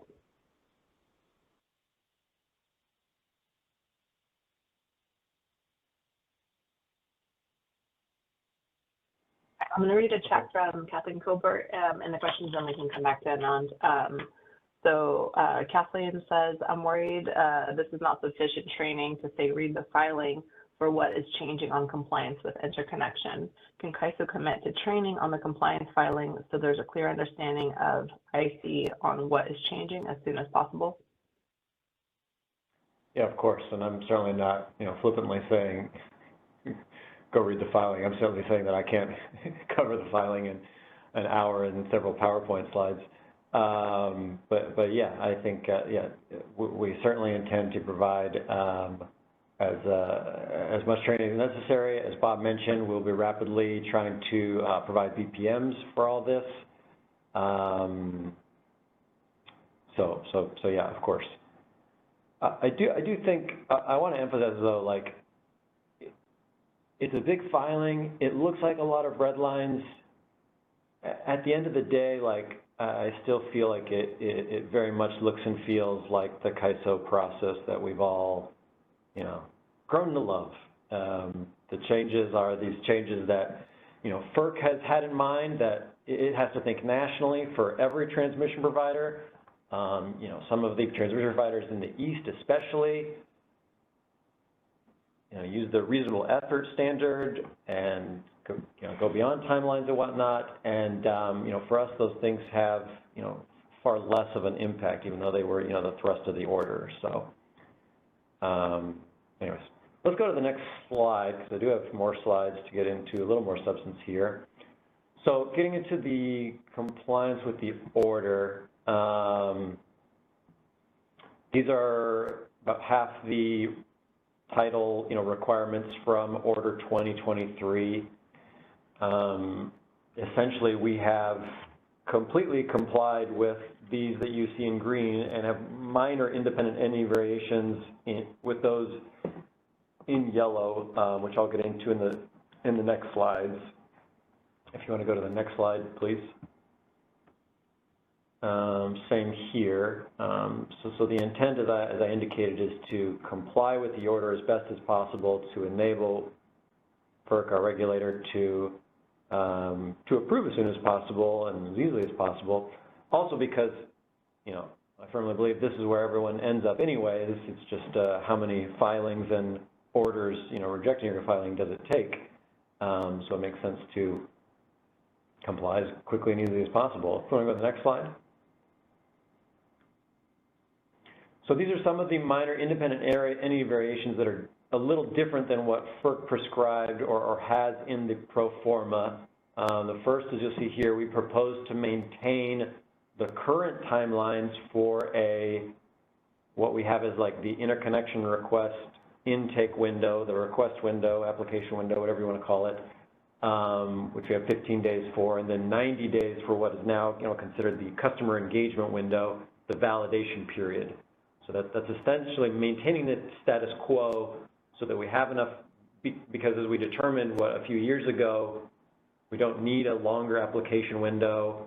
I mean, we received close to 600 in the 15-day window for cluster 15. But where we do need time is to go over the technical review and give interconnection customers enough time to iterate on any data errors or validation issues.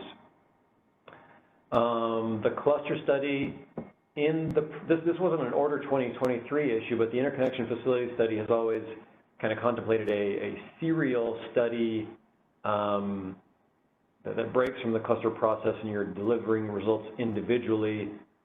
We've explained that we're maintaining a cluster study as we have today simply because that's the reality of our size and simply how these work, especially with the preponderance of interconnection customers who share network upgrades and their cost allocations.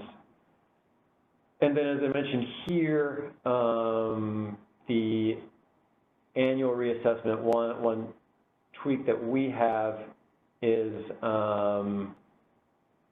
that our reassessment still looks at the entire base case and therefore previous clusters, not just the cluster that was just studied, and that it is an annual process. That's when we do all our processing of withdrawals and modifications, not serially as they might occur throughout the year.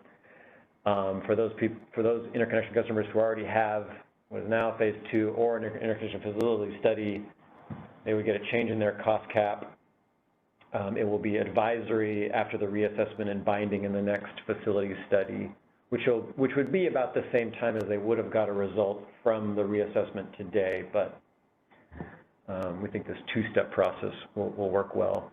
So that's this slide. I'll pause here for Susan's question. Hi, Susan Schneider, Phoenix Consulting. Yeah, when you say cost caps are advisory in the cluster study and binding in the facility study, it means that there are no cost caps until the facility study. An advisory cost cap is just, well, here's your cost estimate. I mean, it's not a cost. No, that's not quite right. No, so what I mean there is you already have your binding cost cap, right, from your phase 2 interconnection facility study. And then let's say there's a significant withdrawal or change in queue. What we would do in the next reassessment is say that there is this change in queue. Your cost caps are probably moving in this direction, and we will confirm that. That change will become binding in the next interconnection facility study, the very next study process. Right. And at that point, then yes, like the transmission owner would be on the hook for any costs above that. Right. No, but what I'm saying, the interconnection customer would still have a binding cost cap. Yeah, no, what I'm saying is, right, is before cluster 14 and the process associated with that, you had the lower of the phase 1 or phase 2 studies that were your cost cap. There is no cost cap associated here with the first study. Right. It's advisory, yes. Okay. If it's an advisory cost cap, it's not a cost cap. It's just a cost estimate. Yeah, I take your point. That's right. I guess you're still getting, the estimated current cost responsibility, max cost responsibility, and maximum cost exposure. Yeah. It's just that instead of, the lesser of phase 1, phase 2, it is binding in the interconnection facility study, which isn't a significant practical departure from the practice today, the phase 2 essentially always being the lesser. It isn't always. So I just want to say, I mean, it just, we call something an advisory cost cap. It's not. It's a very lawyerly adverb I slipped in there, Susan, essentially always. Yeah, I know, I got that part. But yeah, so I mean, I guess you can call it an advisory cost cap, but it's just an estimate. And basically you're not going to get your cost cap until the phase 2, effectively the phase 2 study here. Now, can I assume, let's say that happens, you get your cost caps and you go through the phase 2 study, you got your cost cap, great. Then it's still possible though, in a subsequent reassessment that you may get a reduction, or are the cost caps subject to reductions in reassessments similar to the rules today? Yes, similar to today, with this caveat that, again, if you get a reduction, it's advisory after this you get, let's call it an advisory addendum after the reassessment, and then a binding change to your cost cap in the next interconnection facility study. Right, but then, okay, so then that happens, and then you get to the next year, assuming these are going to be, open interconnection request windows every year. You get to the next year, and then there's going to be another reassessment study, which, as you mentioned, looks at all of the everything that is going on in the queue. So it is still possible, as it is today, I think, right, that you could get another reduction through the reassessment. There are ways to get a reduction in your maximum cost responsibility, for example, in reassessment studies today, even ones that happen years later after you're done with your studies. So if an upgrade is not needed or something like that. So that can still happen in subsequent reassessments under this structure, right? Absolutely, yeah. And reductions are the more common change from the reassessment. Okay, all right. I just wanted to make sure it was not, you have a cost cap, but it could still go down potentially, or under very rare circumstances the other way, but it could go down in a subsequent reassessment. It's not just set at that point. Yes. Okay, all right. Thanks very much for the clarification, Bill. Okay. Next slide, please. One thing we added in addition to what FERC prescribed for the timeline to execute the general interconnection agreement, today the draft tender, negotiate, execute timeline is based on your most soon network upgrade. Order 2023 moves that deadline to being timed off getting the interconnection facility study. However, it allows a extension if you haven't received your affected system study. I think one of the challenges that we ran into was that, the order kind of contemplates the rest of the country where nearly all the affected systems are FERC jurisdictional and therefore are also subject to what FERC prescribed, a very tight affected system study timeline. Whereas, in the CAISO, I think 18 of our 20 affected systems are not FERC jurisdictional, would not be required to do that. We were worried about a situation where, an interconnection customer can be incentivized to try to, delay its affected system study processes so that it can, therefore, delay its generator interconnection agreement and the required deposit with that. And so we added, what would be the timeline, the max timeline, as if those affected systems were jurisdictional for that interconnection customer to execute its GIA. So it shouldn't have a big effect, but take some explanation there. Likewise, with the affected system process, we're with the same thing in mind, that most of our affected systems are not jurisdictional and that we've spent years working out a very functional system with them, certainly relative to a lot of the other transmission providers in the rest of the country. And the affected system study process works pretty well. When we still have this two-step process of a potentially affected system, and then they identify, yes, I'm an identified affected system or not, and then they can essentially bow out of the process or stay in the process, and the interconnection customer knows exactly which affected systems it needs to work with. So that's staying, but it is a little different than how FERC imagines it. Yeah, okay. So next slide. So these are some other things you'll see in the compliance filing that I wanted to highlight. And my intent here was to try to highlight what I thought would be the most interesting, relevant things to cover in an hour.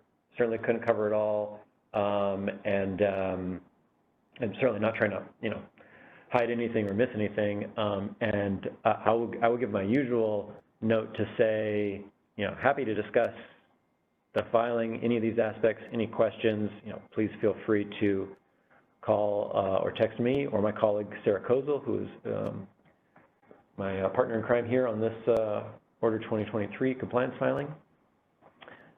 So the cluster application window will move to October.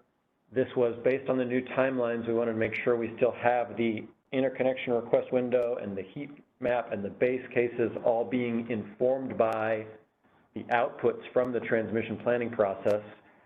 So the request window is moving from April to October, but there will not be a window this year or next. This enables us to actually get underway with cluster 15 to get its studies in, into the base case, and also to ensure that, you know, all the transmission planning process and existing upgrades aren't completely subscribed before another request window opens. And the final bullet there, you know, Order 2023 required the removal of serial interconnection study processes, which for us would include the independent study process. The fast track still remains, still being in the FERC pro forma as well.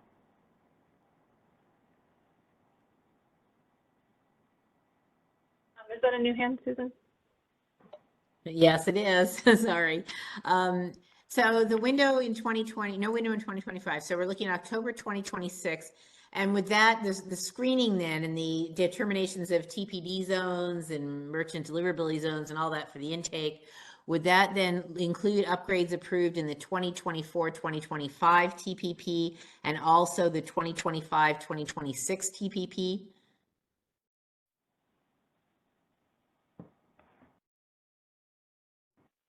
Yeah, I'm just trying to work through my head here right now, and the kind of the diagram that we had in the proposal.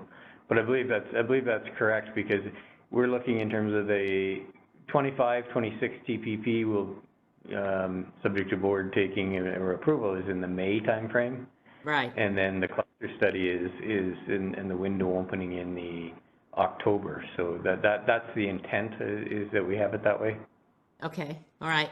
And then the independent study process, there's a lot of things that that were studied in the independent study process for things like certain storage additions or fuel changes. And, you know, it was a useful tool to have, and projects that really don't impact other studies. I mean, a lot of projects don't pass the screening test for ISP, but it was still a very useful tool for things that needed to be done quickly or didn't really make sense to go through a cluster study process to approve.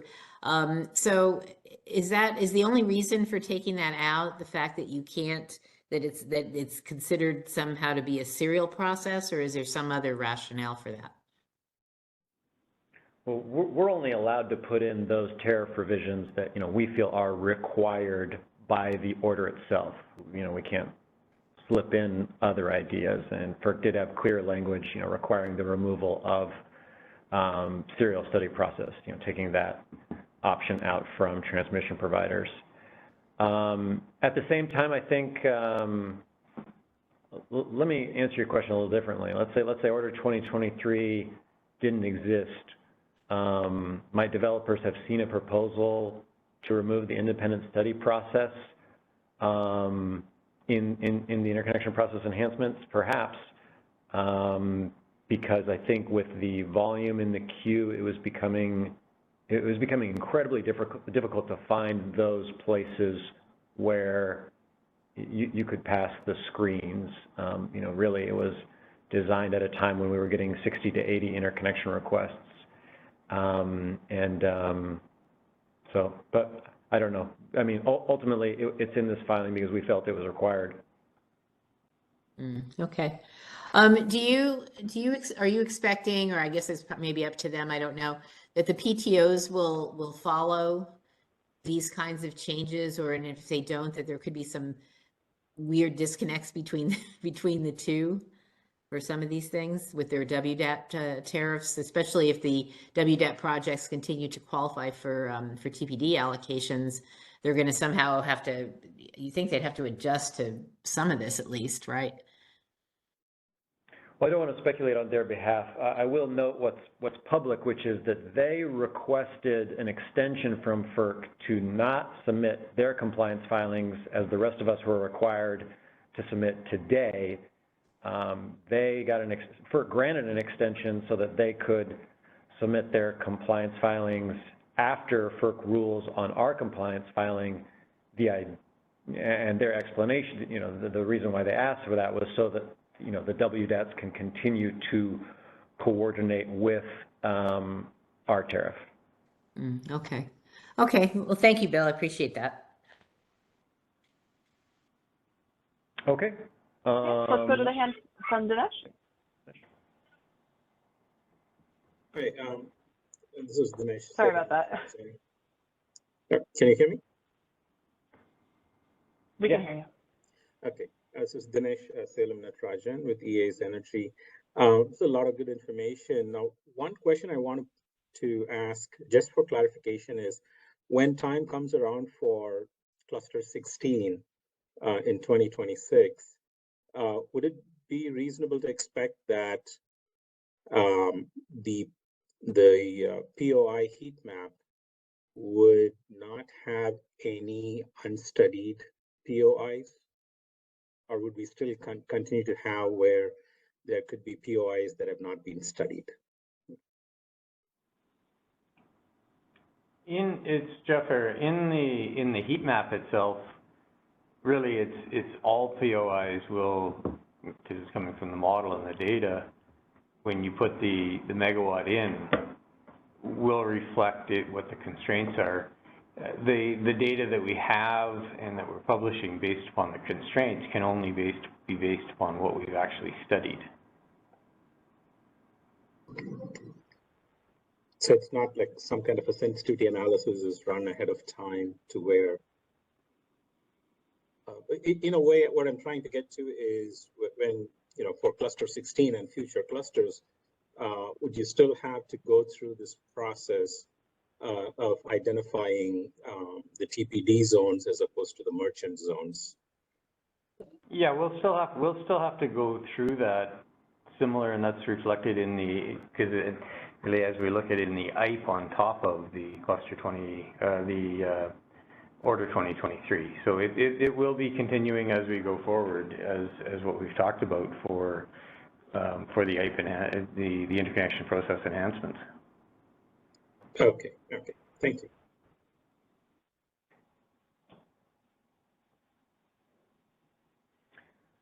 Okay. Well, yep, and that's all I have on Order 2023. And again, I just want to make it clear that I'm certainly available for questions, emails, anything. The commission is now under ex parte rules, but we are not, and you're free to ask us anything, and please feel free to reach out to any of us here at the CAISO if you have any questions or anything you want to discuss as you prepare your comments supporting our filing for complete approval. I'm sure that's what all your questions will be geared toward. So thank you, everyone. I will turn it back to Danielle. All right. Well, I'll just go through next steps and dates. And I just want to thank everyone for participation and questions today, and for keeping it focused on the topics in the addendum. We will follow up as necessary on any outstanding items or things that we feel need to be clarified. But again, in terms of positions, we'll take this to the board as an informational briefing item next Thursday. And if you could go to the next slide, please, that'd be great. So we'll go to the board for an informational briefing next Thursday, and then June 12th will be the special Board of Governors meeting where they'll actually decide on the Track 2 final proposal. We have been getting a lot of questions around plans for Track 3 as well. I can assure you we're looking at that and refining the scope of Track 3 as well, but we do want to make sure that we bring Track 2 to a close before we turn our attention to it fully. So you should be seeing information on that in early June as well. And just want to express continued appreciation for all of you for your engagement over the last year in this. I do think we feel that we found a good balance and a balanced proposal for making sure that we're managing our interconnection request study volumes and really able to move the best projects forward to commercial operations in line with the state's goals. So thank you all, and I'll turn it to Yelena with some additional announcements. Thanks, Danielle. So here we just have the link to our IPE initiative page and our stakeholder affairs email box that you can email us with any questions that you have or anything that maybe you didn't get to ask today during the meeting. And then we've got our save the date for the symposium coming up at the end of October. A couple more information slides here for the operations readiness training. There is one more coming up on May 22nd. And we are going to have a new website coming also at the end of May on May 30th. And there's a couple dates for the next 2 weeks for trainings there. And that's the last of my slides. All right, well, thank you everybody for your comments and participation and being here today. Have a good one.